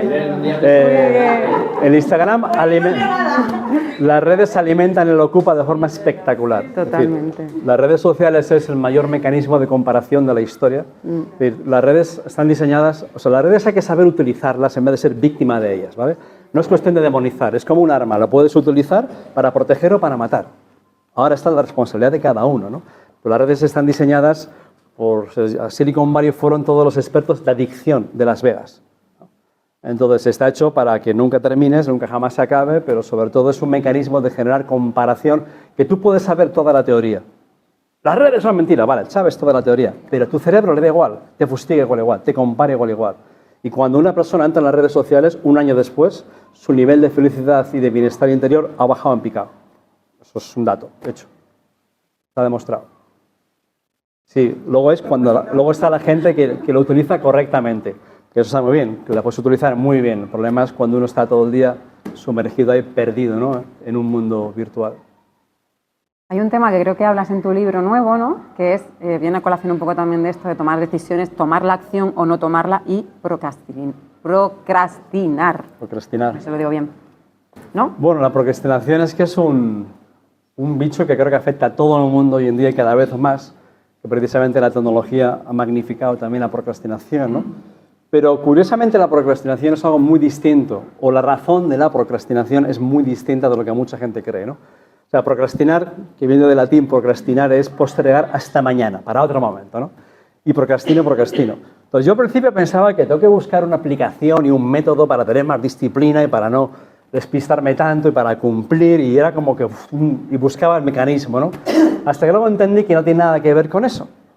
Que la procrastinación no tiene nada que ver ni con pereza, ni con vagueza, ni con nada de eso, sino es un escape mental, es un mecanismo que tiene el cerebro para huir del estrés. Porque nadie procrastina para hacer algo que le gusta. Es decir, ni loco, es al revés, ¿no? Dices, no procrastinas para comerte el donut, ¿no? Es decir, pero ¿en qué procrastinamos y por qué procrastinamos, ¿no? Procrastinamos cuando tenemos que hacer una tarea que no nos gusta, que es un rollo, que me aburre, que no sé seguro si la puedo hacer bien, que a lo mejor tengo miedo a hacerlo mal, procrastino para hacer esa llamada porque igual es un conflicto, una discusión, procrastino esa decisión que no quiero tomar porque puede ser, ¿quién sabe qué? Cuando tienes que hacer un trabajo de un proyecto que es a largo plazo y el cerebro quiere azúcar rápido, quiere hacer algo y acabar, es lo que quiere, y cuando es parte de un gran proyecto, ya lo haré, y va a ir pasando el tiempo. El problema es que tú sabes que estás procrastinando y uno procrastina para evitar ese estrés de que no me gusta, es un aburrimiento, o no quiero evitar, o no quiero enfrentarme a eso que temo. Pero cuando más procrastinas, tú en el fondo sabes que estás procrastinas para sentirte mejor, pero al final te lleva a sentirte peor, va llegando el plazo, se te acaba el plazo y dices, madre mía, y sale toda la locura del mundo y llega el caos y el estrés, y la procrastinación te puede llevar a una depresión, porque es muy adictivo de que me paso la vida mirando para otro lado, huyendo de todo. Entonces, no tienes ningún control, ¿no? Entonces, al final, ¿de qué viene? Pues, ¿qué tengo que hacer? Lo que acabamos de decir hace unos minutos. Eso que tengo miedo de hacer, ¿no? ¿Qué ocurre con la procrastinación? Que tiene una consecuencia bilateral de la que no nos hablan, pero la procrastinación es un mecanismo que destruye la confianza, pero absolutamente. La machaca. Cuanto más procrastinas, tu confianza va picado en barrena. ¿Por qué? Porque tú sabes que tenías que hacer algo y no lo has hecho. Pues la mayor infidelidad es esa, es la infidelidad ante ti mismo, que sabías que tenías que hacer otra cosa y al final te pones a hacer algo muy importante como ver unos vídeos de gatos en YouTube, ¿no? Y luego hago no sé qué y estoy haciendo cosas 10 horas sin parar, todo el día estresado, qué agobio. Y al final del día miras y dices, ¿qué he hecho? Digo, nada de lo que tenía que hacer. Entonces, cada vez que tú dejas de hacer aquello que tenías que hacer, es un cúmulo de estrés espectacular. Pero sabes que estás huyendo y tu confianza va a pique. Porque no has sido fiel a tu palabra, no has sido fiel a tu intención, has dejado de hacer aquello que realmente tenías que hacer. Entonces, ¿cómo recuperas la confianza? Cuando tú eres fiel a tu palabra, cuando dices, me pongo un objetivo y cumplo, hago, sí o sí. Entonces, cuando tú te planificas y ejecutas, por narices voy a hacer esto, no voy a mirar para otro lado, hasta que no haga esto no paro, y cuando lo haces, es la sensación de que tú recuperas tu control personal. Estás al cargo de tu vida, asumes la responsabilidad. Digo, esto depende de mí, de nadie más. Dejas de culpar, dejas de ser la víctima y lo haces. Y en el momento que lo haces, de pronto empieza a subir la confianza. De pronto te sientes ante ti mismo como una persona que cumple ante su palabra. Ahora tu palabra vale, antes no valía. Y lo primero que tienes que tener es esa sensación de que cumples ante ti mismo. Y ahí es cuando la confianza va subiendo, tienes más disciplina, dejas de procrastinar, te empiezas a sentir mejor y te empiezas a sentir con más potencial y mucho más capaz. Mientras que cuando miro para otro lado dices, por eso es, ¿qué temo? ¿De qué estoy huyendo? Ya sabes lo que tienes que hacer. Lo primero, lo más difícil. Cuando la vida haces lo más difícil, la vida es mucho más fácil. Cuando evitas lo difícil, la vida es mucho más difícil. Así que tú eliges. ¿Y cómo encontramos la motivación, Javier? Cuando no la tenemos, ¿cómo la encontramos? ¿Cómo encontrar la motivación? Bueno, hay varios tipos de motivación, ¿no? Hemos hablado un poquito algo de eso. Pero a ver, la motivación es un tipo de energía que contiene una emoción positiva. Y es una emoción positiva que te impulsa a perseguir un objetivo, ¿no? Con lo cual sabemos que toda motivación tiene que ver con algo que queramos lograr o conseguir. Si no tengo una meta, si no tengo un objetivo, algo a lo que aspirar, no se conecta a la motivación. Puedes tener una actitud mejor o peor, pero la motivación nace de la esperanza de algo que puedes conseguir, ¿vale? Entonces necesitamos tener un objetivo, sea el que sea, por pequeño que sea. Cuando tienes un objetivo, algo a lo que mirar, algo a lo que aspirar, eso es lo que activa la motivación. Te pones el objetivo y es como tienes un faro. Voy y comienzas a caminar, comienzas a dar poco a poco esos pasos. Con lo cual, lo primero es, ¿qué quiero cambiar? ¿Qué quiero mejorar? ¿Qué quiero conseguir? Pero no nada grandioso. O sobre todo es, yo diría más, ¿quién quiero ser? ¿Cómo quiero comportarme? ¿Qué clase de persona? ¿Estoy siendo como yo realmente puedo ser y me gustaría ser? Pero al final, sea el objetivo que seas, que necesitas ese objetivo, porque si no tienes diana, no le puedes acertar a la diana. Es imposible. Entonces necesitas, ese objetivo es lo que activa esa motivación. ¿Cuál es tu porqué, tu razón, tu para qué? Pon el nombre que quieras, ¿no? Pero viene de ahí. Y de la motivación, pues eso, hay la motivación externa y interna. Entonces, tienes el psique y el sa que hemos hablado antes, ¿no? Que son un poco como los mitos, son sistemas de motivación, pero la motivación y el cerebro es como un mecanismo de recompensa. Entonces necesitamos ese objetivo sí o sí. Luego hay casos en los que también puede servir que busques la admiración. Y la admiración surge porque tienes algo, alguien a quien admiras, ¿no? El problema es que ¿quiénes son los referentes? ¿A quién admiramos, ¿no? O como si hablamos de liderazgo, yo a veces cuando estoy en empresas y hablamos de liderazgo, que tiene que ver un poquito con la admiración, por eso lo saco, a veces pregunto, 30 segundos, decirme alguien a quien admirar, un líder, alguien inspirador, una actitud espectacular, alguien que sea un ejemplo en la sociedad. Alguien realmente que digas, wow, me gustaría ser como esa persona, que sea ejemplar en todos los sentidos.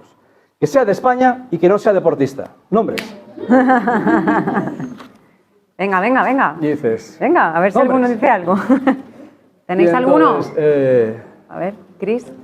¿Quién se te ocurriría? ¿Nadie? Pues no sé si, ¿Quién? Pues sí, Belén Esteban o Tadio.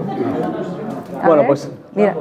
El de Valencia de la empresa, no.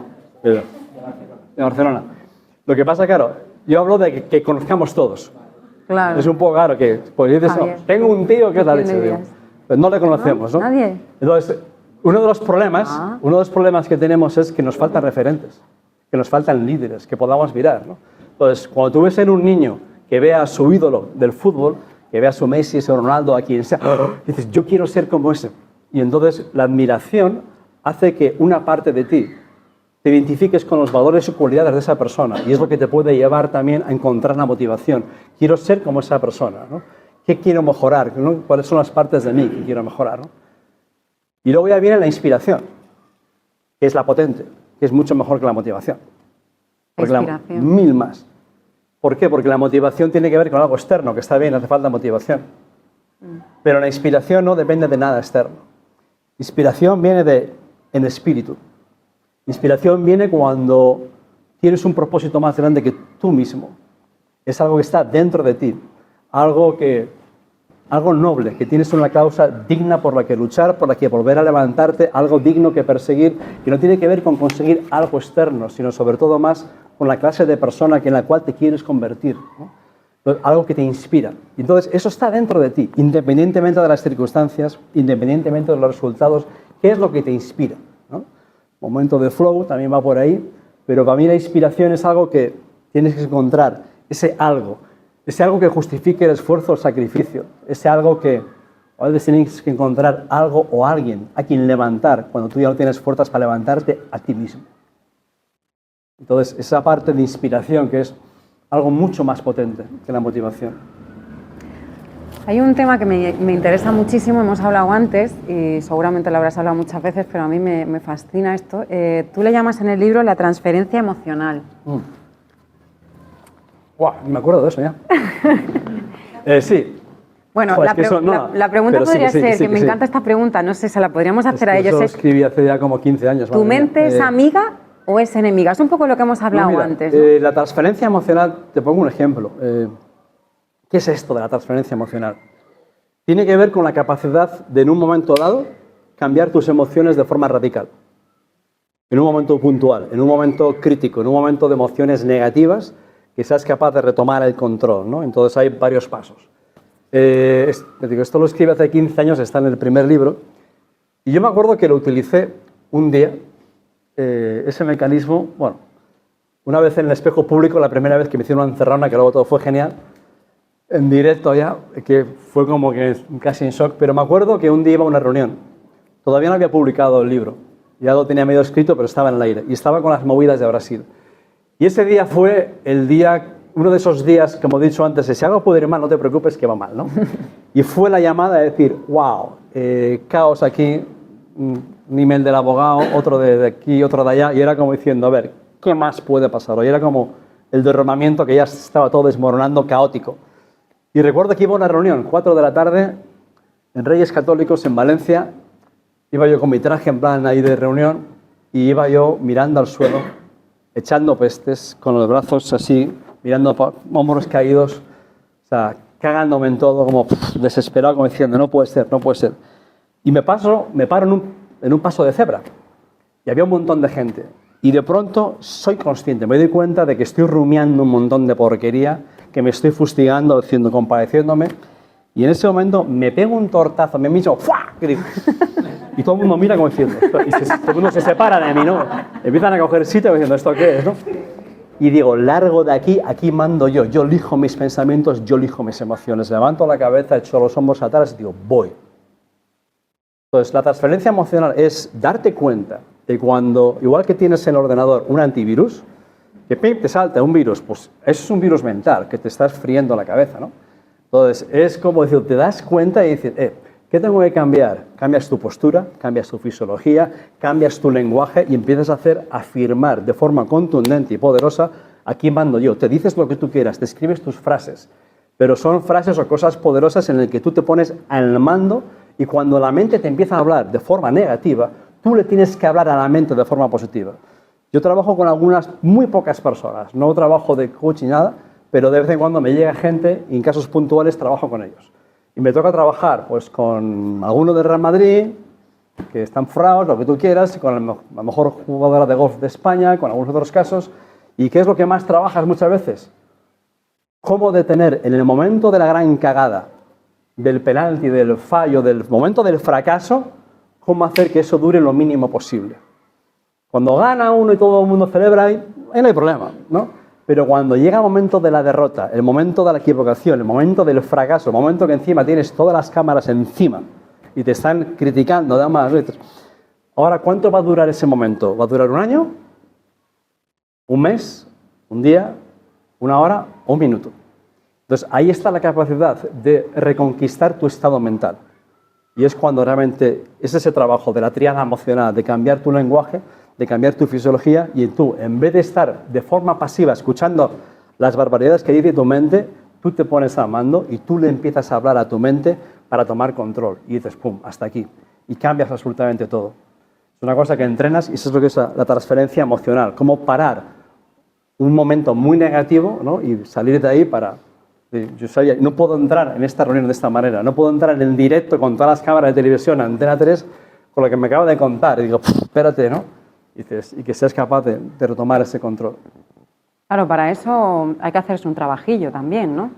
Pero sobre todo saber cómo funciona. Es decir, cuando tú comprendes, puedes cambiar algo. Si tú no lo sabes, si no comprendes, no puedes cambiar nada. La comprensión, la falta de comprensión te llena de ignorancia y eres esclavo de la ignorancia.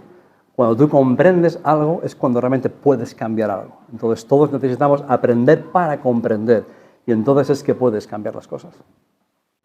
Hay otro gran tema que me apasiona a mí que es la vulnerabilidad. Tú hablas también mucho de la vulnerabilidad. Sí, se ha puesto de moda, sí. Pero es que... Hay un capítulo entero de eso sí, que salió en el 2014 ya en un lugar llamado Destino.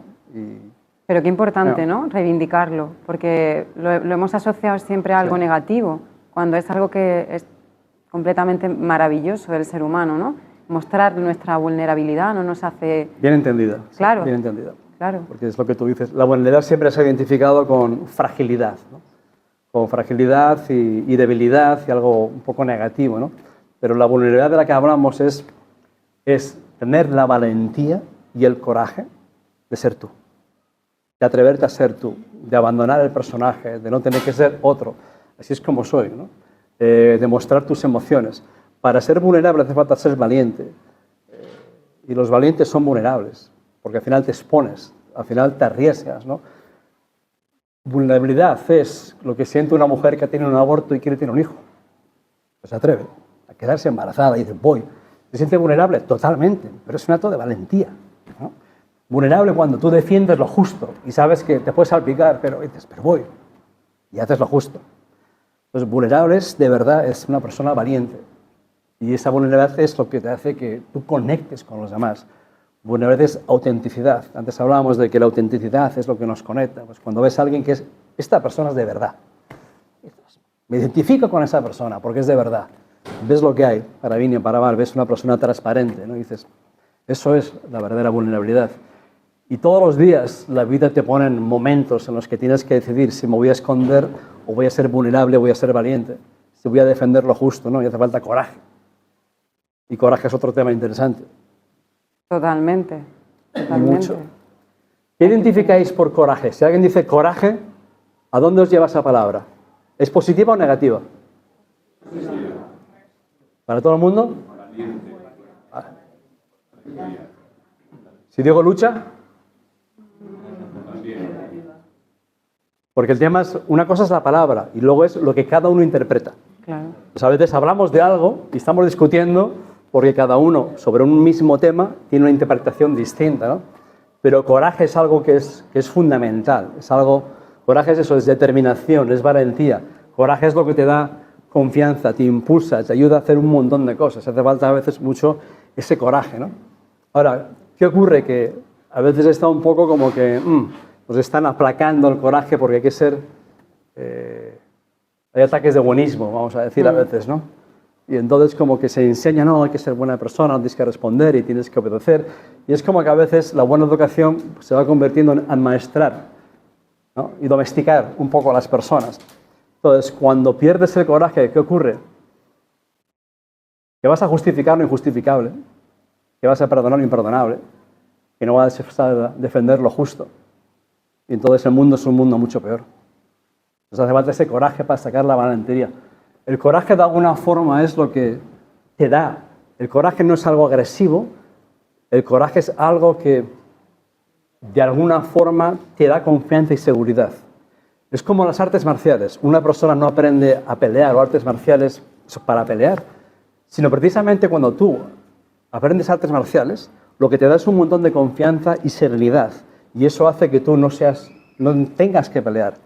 Cuando los demás ven la confianza en ti, te respetan mucho más y evita conflictos, ¿no? O sea que es cuando la gente sabe, con ese no te metas, esa persona se hace respetar.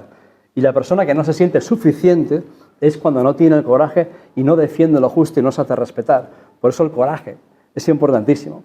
De alguna forma necesitamos todos esa parte como de gladiador, esa parte de samurái y la parte del monje y la parte espiritual, las dos, porque no son incompatibles, son necesarias las dos.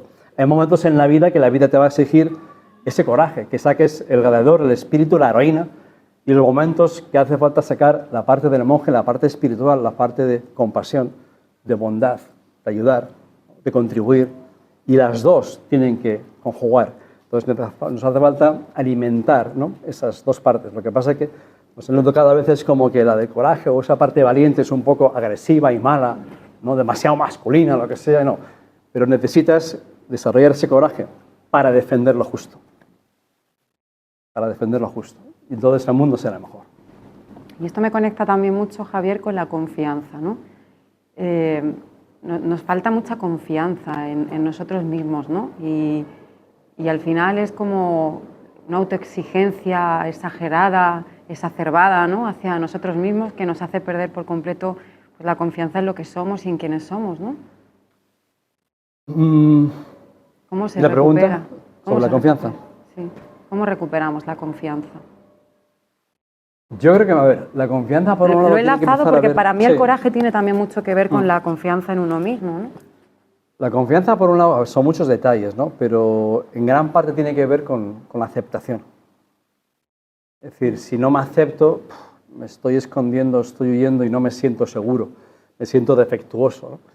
Entonces eso me hace restar confianza. Entonces cuando una persona se acepta a sí misma, la aceptación es lo que de alguna forma cura y sana al corazón. No tengo que ser de otra forma, ¿no? Me acepto, a partir de aquí puedo mejorar. Pero la confianza viene precisamente de lo que hemos dicho antes. Dime qué temes, dime qué estás evitando. Y entonces cuando das ese paso al frente, cada vez que te animas y cada vez que das, te vas inoculando pequeñas dosis de miedo. ¿Qué estoy evitando? Eso es lo que uno tiene que ir haciendo. Y te vas dando cuenta de que eres más capaz de lo que crees. Entonces la única fórmula de desarrollar esa confianza es a través de tu propio desarrollo personal, de tu propia evolución, pero sobre todo a través de la acción, no de la teoría. Puedes leer todos los libros del mundo, pero al final lo que importa no es lo que sabes, es lo que haces con lo que sabes y si aplicas. Y entonces es cuando te vas enfrentando a esas cosas, es como que muros que se van cayendo, se van diluyendo, esas mentiras que te hacían pensar que igual no valías o no podías, ¿no? Te demuestras a ti mismo que eres muchísimo más capaz de lo que crees. Pero siempre viene de esa evolución y de enfrentarse a esos pequeños miedos. Es la única fórmula, creo yo, para ir desarrollando esa confianza, la aceptación y enfrentarse a esos miedos. Y ese constante aprendizaje, es decir, cuando vas aprendiendo y vas evolucionando, entras de alguna forma en la primavera de la vida. Es decir, si dejas de aprender, yo por ejemplo, si yo pienso en mi caso, mi momento de caída libre en la vida, después de haberlo tenido todo, de tener una vida privilegiada y ahora multiplica por 100 o más, tenerlo todo en todos los sentidos. Tenía tanto que empecé a vivir tan bien que dejé de crecer y dejé de aprender porque estaba disfrutando de la vida viviendo muy bien. Vivía maravillosamente bien. Pero ahí fue cuando dejé de crecer, dejé de leer y de pronto de un tiempo empezó a pasar algo. Yo no era consciente de qué estaba pasando, pero yo empecé a estar peor cuando lo tenía todo. Y digo, ¿por qué? ¿De dónde viene esta frustración, la sensación de vacío, la sensación de que me falta algo? y algo comenzó a fallar, a fallar, a fallar. Entonces intenté conseguir más cosas porque yo notaba un vacío. Pero tú no puedes llenar un vacío con cosas. No hay manera. Tienes que llenar un vacío de sentido. Y al final llegó el desastre. ¿Yo qué es lo que aprendí? Cuando lo perdí todo, vamos a decir, por ahí en ese camino, que me di cuenta de que yo había dejado de aprender, había dejado de evolucionar, había dejado de leer. Empecé a vivir demasiado bien que mi evolución personal se frenó. Yo estuve muchos años aprendiendo, creciendo y mi confianza iba cada vez a más, iba liderando, iba creciendo. Y un día como que llegué. Si crees que has llegado, empiezas hacia atrás. En la vida no llegas. En la vida es el cerebro, constantemente está cambiando y si no dejas de aprender y de evolucionar, empezamos como un cangrejo hacia atrás. Entonces, para mí fue una lección de decir, el día que dejes de aprender, el boquete interno es increíble, pero la confianza se va deteriorando, se va erosionando a un ritmo espectacular, porque dejas de evolucionar. Y entras en el invierno de la vida, en el otoño que todo se cae y queda mustio y queda oscuro y gris. Y cuando estás aprendiendo, evolucionando, leyendo, formándote, de pronto es como eureka, como dentro algo de ti, algo se expande. Y los momentos más felices, muchos de ellos son cuando más estamos aprendiendo y creciendo, cuando vas elevando los niveles de comprensión. Y eso es lo que te da una confianza enorme en ti, porque sientes esa expansión. Pues es fundamental siempre seguir siendo un estudiante. Totalmente. Hay una cosa que... Ay, perdón, creía que ibas a decir algo. Sí, sí. ¿Ah? Es que he oído una vocecilla por ahí abajo y digo, como Isaac siempre aporta. ¿Tú no tenías una pregunta que hacerle? Que me dijiste, quiero hacer una pregunta. Ahora se va a poner tímido. ¿Ya la ha contado o qué? Más o menos, sí. ¿Sí? ¿Pero cuál era? Lo de la etapa en Estados Unidos. Ah, es que a él le encanta. Ah, la historia. La historia, sí. Ha contado un poco, ¿no? Pelín, bueno. Puede ser muy chungo, en un momento en tu vida para mal, luego la has revertido para bien, en el momento que... Sí. Es que él sabe mi historia, se la sabe de memoria mejor que yo, casi la puedes contar tú. No sé cuántas veces me has escuchado ya. Y se refiere al momento mío del primer gran cambio en mi vida, ¿no? Yo lo he contado un poquito antes, que yo llegué a Estados Unidos, deportista profesional y nada, contraportada USA Today, aquí pues ya la vida supuestamente arreglada, ¿no? Y bueno, me vi envuelto en aquella famosa huelga y de pronto pues dejas de tener ingresos, facturas siguen llegando, no tienes con qué pagar nada, adiós coche, adiós casa, ese entorno tóxico bestial. Y estuve 1 año y medio en ese entorno de sin sentido ninguno, de toda negatividad, de falta de esperanza y al final, pues como muchos de los que estaban conmigo, pues agarrados a la botella, ahogar las penas en alcohol. Y yo estuve, pues bueno, 3 meses por algún sitio. O sea, 3 meses fueron 3 meses terribles de borrachera todo el día por ahí colocado porque no había manera de soportar lo que pasaba aquí. Y él sabe que, pues, el momento que ya un día, después de 1 año y medio ahí, año y la huelga aquella, pues yo caí. Caí y el recuerdo lo tengo grabado, tuve 1000 mudanzas, pero tengo grabado en la casa, en el lugar, el momento de caerme de rodillas delante de la cama y llorar, roto. Y llorar roto de saber lo que es la impotencia absoluta de no creerte ni por 1 miligramo de que eres capaz de salir de ahí. Entonces el problema no es el problema es cuando te convences de que no eres capaz de salir de ahí y pierdes la esperanza. Si pierdes la esperanza lo has perdido todo. Y ahí fue cuando me fui al puente del Indian River, un puente gigantesco enorme encima del río, y fui para allá y ahí me subí y ahí estuve en el momento ese de que pues voy o no voy. Simplemente yo quería dejar de sufrir, punto, nada más. Sin más, ¿no? Y ahí fue cuando, pues de pronto siempre, ¿no? Me pasó mi madre, fue como un flash, fue como un tortazo espectacular en el sentido de que yo sabía, yo puedo librarme de mi sufrimiento, pero no me voy a librar, se lo voy a traspasar a mi madre. Mi madre va a estar toda la vida diciendo, ¿qué he hecho yo para que mi hijo haga esto? Y fue como diciendo, uff, hay que ser egoísta entonces, ¿no? Y de ahí fue, digo, no hace falta ser valiente para morir, hace falta ser valiente para vivir. Y esa fue la primera gran decisión, decir, hasta aquí. Y todo cambió. Todo cambió, ese es el momento que decíamos, la vida cambia en un momento de decisión, porque algo te conmueve, no porque, ya lo he pillado. Y digo, no. Y ahí empezó ese primer gran cambio brutal, ¿no? Y ahí empezó ¿no? Cambio de vida, cambio de todo en todos los sentidos. Así que yo espero que nadie tenga que llegar a esos niveles, pero sí en la vida cuando uno busca un cambio hay que tomar decisiones, ¿no? La palabra decisión viene de incisión, cortar, separarse de. Y entonces es, ¿de qué tienes que cortar? ¿De qué tienes que separar? Decisión que no tomas, oportunidad que pierdes. Decisión que no tomas, oportunidad que desaparece. Pero lo peor que te pueda pasar además es que siempre quedará el misterio de qué hubiese pasado si. Y es la peor de las preguntas que te puedes hacer, ¿no? El saber que no me he atrevido a intentarlo. Y al final es voy. Porque al final lo peor que puede pasar es que no pase nada. Así que lo peor que puede pasar es que no pase nada. Pero al final, cuando quieres cambiar algo, tienes que ir de decisión en decisión en decisión, porque es cuando tú asumes la responsabilidad. Y la responsabilidad significa... La gran parte del sentido de la vida viene porque tú asumes la responsabilidad de tu propia vida. Y la responsabilidad es la capacidad de reaccionar de forma más inteligente ante los retos de la vida, ¿no? Entonces, cuando una persona no asume la responsabilidad, hay momentos en los que hoy en día vemos mucho, ¿no? El victimismo y el pobre de mí, entonces me hago la víctima para que se apiaden de mí, pero ahí estás cavando tu propia tumba. Hago responsable al resto del mundo, señalo dedos, vamos a ver quién tiene la culpa. Mis padres, mis vecinos, el gobierno, alguien tiene la culpa, ¿no? Y al final es cuando dicen, no, mi vida depende de mí, punto. ¿Puedo encontrar culpables? Sí, pero eso sería perder tu poder personal. Y cuando tú decides, ¿no?, que mi vida depende de mí, mi economía depende de mí, mis emociones dependen de mí, entonces tú tienes la sartén por el mango y es esa capacidad. Es decir, si no asumes la responsabilidad, lo único que queda es reaccionar de forma compulsiva ante todo, con victimismo. Y cuando dices, depende de mí, ahí es cuando la serenidad entra, cuando tienes mucho más fuerza, más fortaleza, y es cuando dices, voy a dejar de ver cómo las cosas pasan y voy a empezar a hacer que las cosas pasen. Esa es la responsabilidad que cada uno tiene que asumir. Momentos de decisiones. Mira que lo he escuchado veces, Javier, pero cada vez que lo escucho, te lo prometo, se me pone un nudo en el estómago. Es que es brutal, ¿eh? Es brutal. Qué suerte también, ¿no?, en la vida cuando uno encuentra grandes maestros. Y en los momentos, además, que más los necesitas. Tú dices, el maestro aparece cuando el alumno está preparado, ¿no? Y tú tuviste esa suerte. Sí, yo estaba buscando algo. Estaba buscando respuestas. Yo creo que todos estamos buscando algo, ¿no? Aquí todos buscamos. Todos queremos mejorar alguna parte de nuestra vida, en algún sentido, ¿no?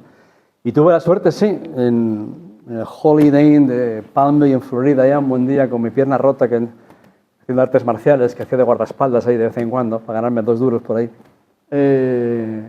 Me encontré de casualidad con alguien en un hotel, alguien magnético, empezó a hablar con esta persona y resulta que era un exjugador de los Miami Dolphins, que llevaba su anillo de campeón de la Super Bowl, era conocidísimo en Estados Unidos, no tenía ni idea quién era, alguien que le habían ofrecido de todo para estar en el mundo de la política, un líder increíble, y venía a dar una conferencia ahí al hotel, donde solía hacer ahí de seguridad.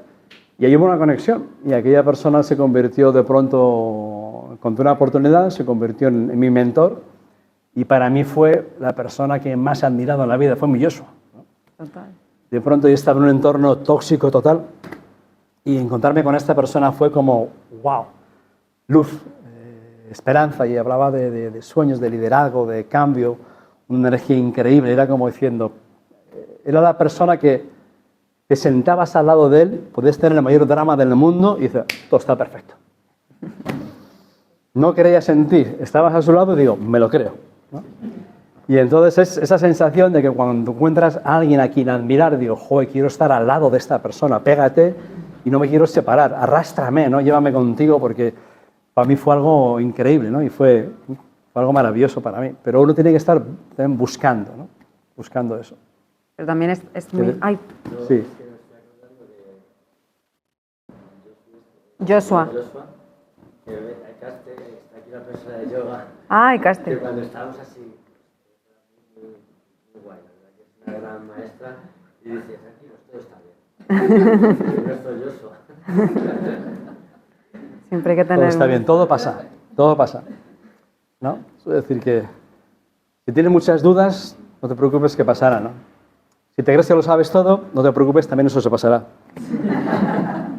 Si te crees que no puedes más, digo, eso se pasará, ¿no? Y los miedos, todo pasa, la vida pasa. Así que hay que hacer que pase. Pero es importante rodearte de este tipo de personas, ¿no? Que sí. Al final, grandes maestros de vida, como pueden ser Joshua en el libro, o Maya, que es otra grandísima maestra de vida, al final la suerte de encontrarte con personas así en la vida real, pégate a ellas, ¿no? Absorbe todo lo que puedas. Sí. Como decías tú también, ¿no? Pues en este momento en el que tenemos esta sobreinformación que no nos hace ningún bien, que al contrario, ¿no? Nos llena la cabeza de ruido y tenemos la lavadora mental todo el día dando vueltas. Quédate con estas personas, absorbe como una esponja, contágiate de esa energía, de esa sabiduría, ¿no? De vida. Importante. Es difícil a veces, pero primero tú tienes que tener una actitud que atraes eso. Es decir, yo he hablado mucho con Gemma por ahí, que a veces es curioso la tipo de gente que atraemos, ¿no? Y al final tú llevas una energía y tú atraes ese tipo de energía, ¿no? Si vas como un lamento con patas, atraes a más de esos, ¿no? Pero al final te encuentras también con ese tipo de personas y hay que intentar siempre aprender de ellas. Creo que de todo el mundo podemos aprender, ¿no? Pero cuando encuentras a alguien que realmente, esa persona que hemos dicho antes, que puedes admirar de alguna forma un poco para ver qué puedo aprender, qué puedo sacar. ¿Por qué admiro a esta persona? ¿Qué cualidades tiene? ¿Qué valores tienes? Son porque esos valores los tienes tú y los quieres, igual están sin desarrollar, ¿no? Y entonces es esa parte de admiración que quiero ser así, ¿no? Quiero mejorar. Y al final, en un curso online no es cuestión de publicidad, pero que sí que hay un ejercicio en el que es diseña tu potencial futuro yo. Es decir, a veces arrastramos a aquella persona que fuimos, pero tienes que divorciarte de tu pasado. Tú ya no eres aquella persona. Pero a veces tenemos que librarnos de gran partes del pasado, ¿no? Uno puede hacer un ejercicio, lo puede hacer todo el mundo, que es hacer tu biografía del pasado. Y puedes transformar cualquier cosa negativa que haya podido haber ocurrido en tu vida en una experiencia positiva. Nadie puede cambiar el pasado, ¿vale? Pero sí la interpretación de lo que ocurrió. Y entonces, desde quien eres hoy, miras atrás y dices, oye, aquello que fue tan negativo en su momento, lo provoqué yo, me pasó a mí, podía haber reaccionado distinto, magnifiqué el problema, pero ¿cómo me hizo más fuerte y qué aprendí de eso? ¿No? Y entonces, cualquier situación negativa lo puedes transformar en una lección. Y así es como quitas el pasado del medio de tu futuro, haces las paces con tu pasado y transformas cualquier cosa que haya ocurrido en una experiencia de superación y lo pones en la estantería de la experiencia. Diciendo, aquello que pensaba que iba a ser tan terrible, pues mira, si tú ahora te pones a pensar cuántos momentos que pensabas que eran medio insalvables, terribles, que no puede ser peor, los miras hoy atrás y dices, ¡buah! Y ahora te parece una tontería. Entonces mira todo lo que has superado y has aprendido. Entonces, eso es una forma de mirar atrás, de quitar ese pasado del medio de tu futuro, quitarte esa mochila para mirar hacia adelante. Y entonces, bueno, ¿cómo quiero ser yo dentro de 3 años? Ya no es que quiero conseguir, que hablamos de motivación, cosas, sino ¿cómo quiero mejorar yo en mi personalidad, en mi carácter, en mi actitud, en mi nivel de consciencia, ¿no? ¿En qué clase de persona me gustaría convertirme? Entonces, con ese ejercicio, lo que ocurre es que tú no te comparas con nada ni con nadie, sino tú eres tu propia referencia. Entonces, da igual si lo consigues o no, pero en ese intento lo que haces es que vas mejorando de forma espectacular, porque cada día eres más consciente. Entonces, ¿estás haciendo qué es? Estás viviendo con propósito, en ese sentido. No es eso de encuentra tu propósito, que no son las llaves del coche, que no.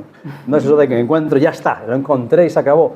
No, es vivir con propósito, en el día a día, intentando mejorar un poco más en el día a día. Y habrá días de mierda, habrá días negativos, hay de todo, pero sigues con la intención de que vas intentando mejorar.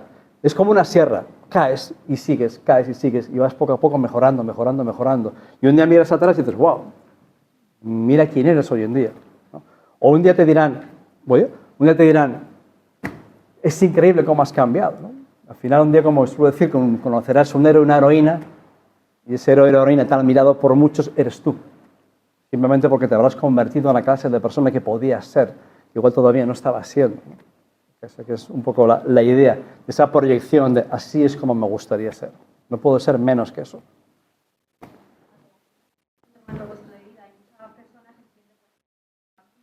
Tienen una vida aparentemente que es todo maravilloso, un buen trabajo, o sea, todo bien, pero tienen como ese vacío interno. Entonces hay mucha gente que dice, no, que tienen que encontrar su propósito de vida, porque a lo mejor si lo que hacen no es una vocación, es como no es su propósito de vida. Entonces a esas personas que no saben exactamente, porque hay gente que lo tiene muy claro, oye, pues yo tengo esta vocación, soy escritor, actor, veterinario, médico, pero hay otras personas que no tienen esa vocación.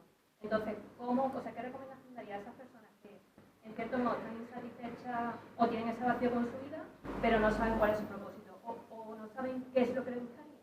Luego está la famosa pregunta de, si tuvieses todo el dinero del mundo, ¿a qué te dedicarías? Ni ahí sabían contestar. ¿Qué pasa con esas personas? Bueno, el propósito para mí se puede quedar en el día a día y es hacer en cada momento lo correcto.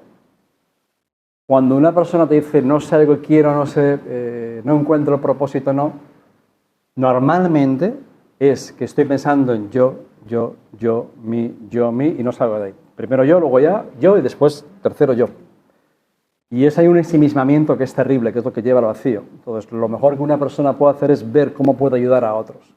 Y encuentra a veces a lo mejor esa sensación de propósito a través de la contribución. Porque cuando no estás centrado en lo que yo puedo conseguir, lo que yo quiero, cómo yo puedo mejorar, sin pensar en lo que tienes a tu alrededor o ver cómo mejorar un poco la gente en tu entorno, ser una influencia positiva, entonces el vacío siempre va a estar ahí. Entonces, yo para mí siempre es ayudar a las personas a salir de su ensimismamiento. Es como que el ego los tiene secuestrados. Y es, ¿qué tengo que hacer yo para sentirme yo bien? Y todo va sobre el yo. Cuando se analizan las cartas de las personas suicidas, la palabra yo es la que más se repite.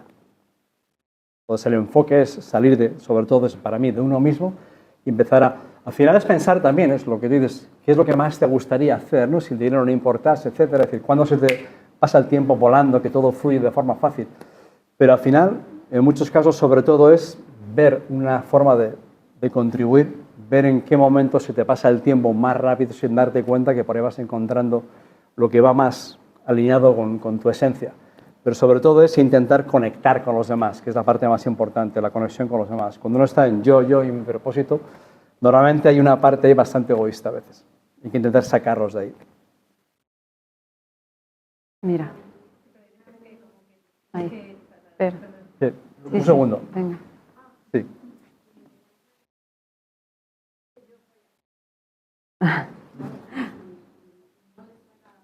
Sí, eso es una buena excusa, pero es una excusa. El tema de que...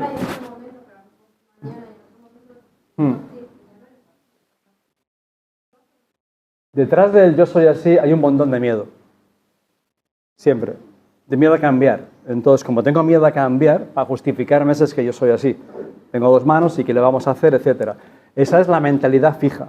La mentalidad que cree que estoy condicionado por la genética, que no puedo cambiar, que unos tienen suerte, yo no, yo he nacido así, soy de esta manera, que están condicionados por el pasado, por los padres, por una educación, y entonces cualquier intento de cambio supone una amenaza para esas personas. Entonces evitan cualquier cosa que sea una posibilidad, cualquier cosa que sea un reto, cualquier cosa que sea un cambio, no quieren saber nada de eso, lo miran como una auténtica amenaza. Y son personas al final que no te van a aportar. Hasta que esa persona no llegue un momento en el que la vida les sacuda de alguna forma y entonces tenga la obligación de cambiar. Entonces ya te verás como que ya no te dice, no, es que soy así. Entonces, ¿cuándo cambia una persona? Cuando ha aprendido suficiente que cree que puede cambiar, cuando el mundo se derrumba a tu alrededor, que no tiene ninguna otra opción, cuando encuentras algo inspirador que te lleva a cambiar, cuando no hay más remedio. Entonces, mientras no se cumpla alguna de esas circunstancias y su vida esté plana, va a seguir diciendo es que yo soy así. Pero nadie es que es así siempre, porque tú vas a mejor o a peor. No hay igual, tú vas creciendo, van pasando los años y o vas mejorando o vas empeorando.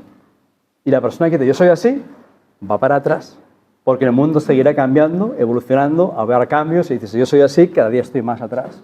Cada día estoy más obsoleto. Y una persona necesita actualizarse constantemente, ¿no? Esa es la actualización que es más importante, la de uno mismo. Pero es una excusa que está alimentada por el miedo. Es la mayor mentira. Abraham Maslow le llama a esto la autorrealización abortada. Es donde uno mismo se aniquila cualquier posibilidad de cambio, porque es que yo soy así. Y lo que dice es realmente la frase escondida es tengo miedo a intentarlo, por miedo a no ser capaz de conseguirlo. Eso es la traducción de es que yo soy así. Lo que quería decir es que muchas veces nuestros objetivos inalcanzables y muchas veces la simplicidad está muchas veces la respuesta. Exacto.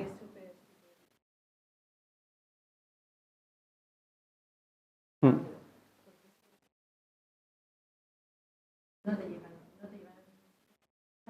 al miedo. Que te frustras.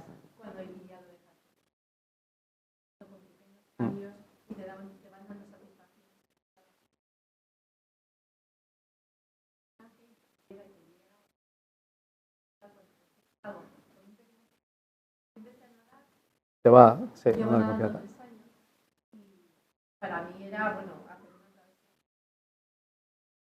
inalcanzable. O sea, ¿Cuál es la mayor que has hecho ahora? ¿Cuántos kilómetros? Bueno, la mayor es de 4, pero voy a hacer la mayor más en mar abierto. En mar. Sí. Es así. Entonces, Pues hay cuidado con las corrientes. Ya lo sé. Que en vez de 6 kilómetros puedes hacer 12. Ya lo sé. Y bueno, sí. me acuerdo que la primera travesía que hice, que fue muy 4, que fue la reunión, recuerdo ir viviendo. O sea, cuando ya vi la playa que ya estaba llegando, me parece increíble, un año hacer una travesía, 4 kilómetros, cuando yo... Y esa poquito a poco, esas metas, encontrar un grupo que te... El entorno te ayuda, te va llevando. Fue alimentando. Compañía. Y hoy por hoy, bueno, para mí es maravilloso y para mí es un leitmotiv de vida. No, lo que has dicho es así absolutamente, porque cuando te pones una meta demasiado grande, el cerebro interpreta eso también como a lo mejor no lo consigo. Entonces, en los mayores abandonos es porque me pongo un objetivo, porque me ilusiono un montón conseguirlo, pero enseguida, pero es que no me lo creo. Y entonces abandono. No me creo, entonces ya dejo de intentarlo. Y cuando los objetivos son más cortitos, es cuando realmente cuando lo vas cumpliendo te animas. Pero en ese sentido, a nivel de deporte, ¿no? Allí hay miles de casos de gente que no ha hecho ni siquiera deporte nunca y de pronto empiezan y cambios radicales de conseguir cosas impensables y triatlones y absolutamente de todo. Es decir, en todos los niveles, ¿no? Pero en el deporte es algo que a veces es chocante de gente que has visto que nunca ha hecho nada y de pronto, poco a poco, empiezan a cambiar.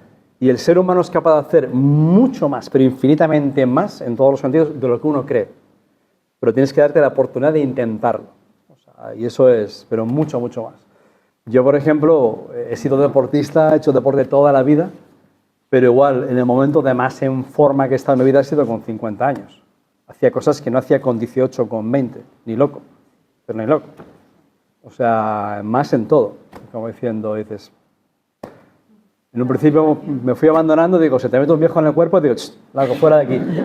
Y empiezas y dices, y hacer cosas de locura, ¿no? Es decir, yo nunca me quería haber hecho siempre, ¿no? Era uno de los sueños y era ir a Alaska, ¿no? Y a Canadá y Alaska a hacer esquí en helicóptero.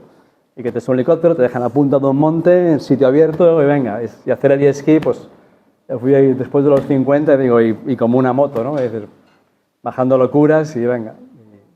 Así que siempre las metas pequeñitas te van llevando. Bueno, aquí Isaac, que es el que marca los tiempos, me ha dicho que ya hay que ir terminando. Entonces no sé, yo prefiero... Quiero decir, lo digo para que quien quiera hacer alguna pregunta, que aproveche el momento, si queréis hacer alguna pregunta a Javier, porque si no vamos a ir terminando. No, yo estoy encantado. Mira, que tenemos aquí... Yo no tengo prisa ahora. Tenemos una preguntilla, Javier. A ver. Y Javier también. Yo quería preguntarte, a veces lo del tema del ego siempre se ve un poco como... Pero a veces el ego también... Claro. Llevar a cabo... Sí. Siempre tenemos el ego como, wow, es que claro, es tu ego, egocentrismo, no sé qué. Pero es que yo creo que a veces también se le da un enfoque como negativo.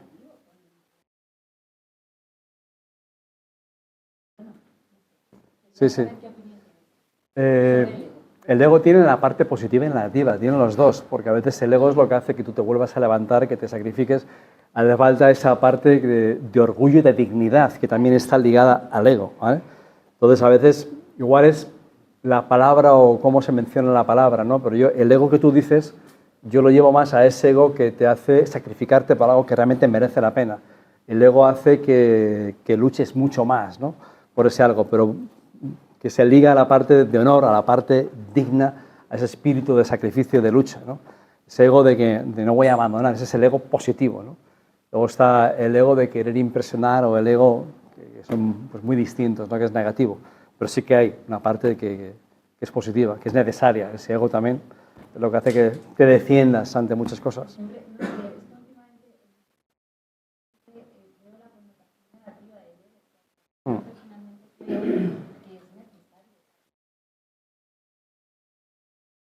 Llevar a cabo tu proyecto Uy, momento. Ahora empieza el baile. ¿Empieza la discoteca ahora o qué, Isaac? Es que se ha puesto a tocar ahí las luces, ha venido arriba.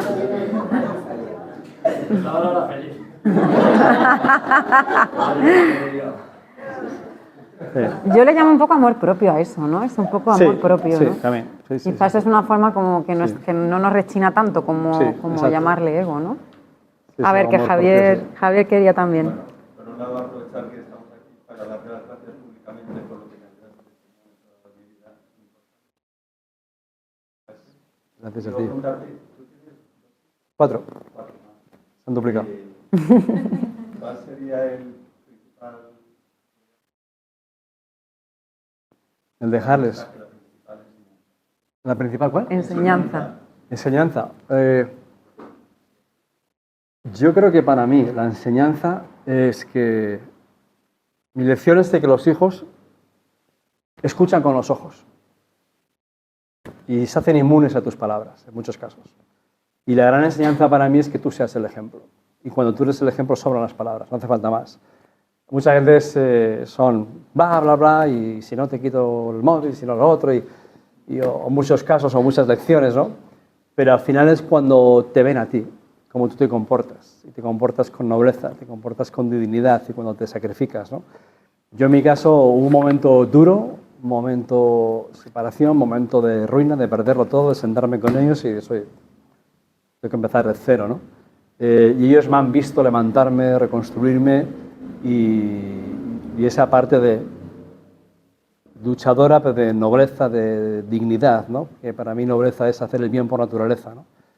Y callar y de alguna forma volver a levantarse y ser el ejemplo. Entonces, ese espíritu de lucha, ese espíritu de que pase lo que pase, le puedes dar la vuelta a la historia y transformarlo en una historia de superación. Es decir, es un capítulo, no es el final del libro. Y para mí, de alguna forma, el mayor legado que puedes dejar es cuando eres el ejemplo, sobran las palabras. Y yo no soy ningún ejemplo, ¿no? Pero sí esa parte, por lo menos ha habido esa parte de que han visto a poder levantarse, ¿no? Y volver a volar y transformar en una lección. Bueno, tú dices, Javier, que lo que realmente deja huella es lo que hace sentir a los demás. Es una frase que a mí me encanta. Y suelo decir que en las puertas del cielo, ¿no? Yo me he sentido un par de veces ahí cerquita, y en las puertas del cielo ya sabes que lo primero es que te despojan de todo, que no puedes llevarte nada. Y lo único que puedes llevarte es eso. La pregunta que te hacen en el cielo no es qué has conseguido, tu currículum y todas las cosas, sino es ¿cuántos te van a echar de menos? Por cómo les has hecho sentir, ¿no? ¿Cuántas huellas has dejado? ¿Cuánta gente has tocado, ¿no? Has iluminado? Y al final lo único que te puedes llevar es eso, ¿no? La pregunta es, ¿has aprovechado tu vida?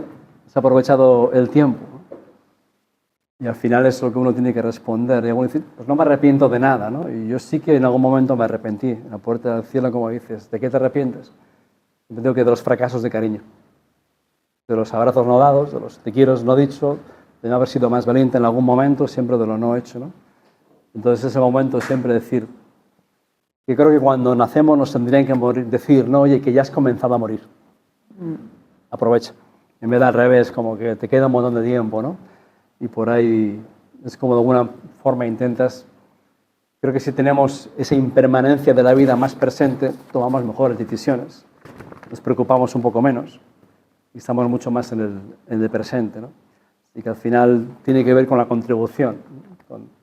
Cuanto más contribuyes o dejas huella, pues más sentido tiene tu vida, más lleno te sientes y más plena es la vida cuanto más das. Así que, total. Arriba. Pues yo te quiero dar las gracias, como te he dicho al principio, de corazón, por la huella que nos dejas, por lo que nos hace sentir con tus libros y con tus conferencias y siguiéndote en tu vida. Así que muchas gracias, Javier. Ha sido un placer, de verdad. Pues gracias. Gracias a ti.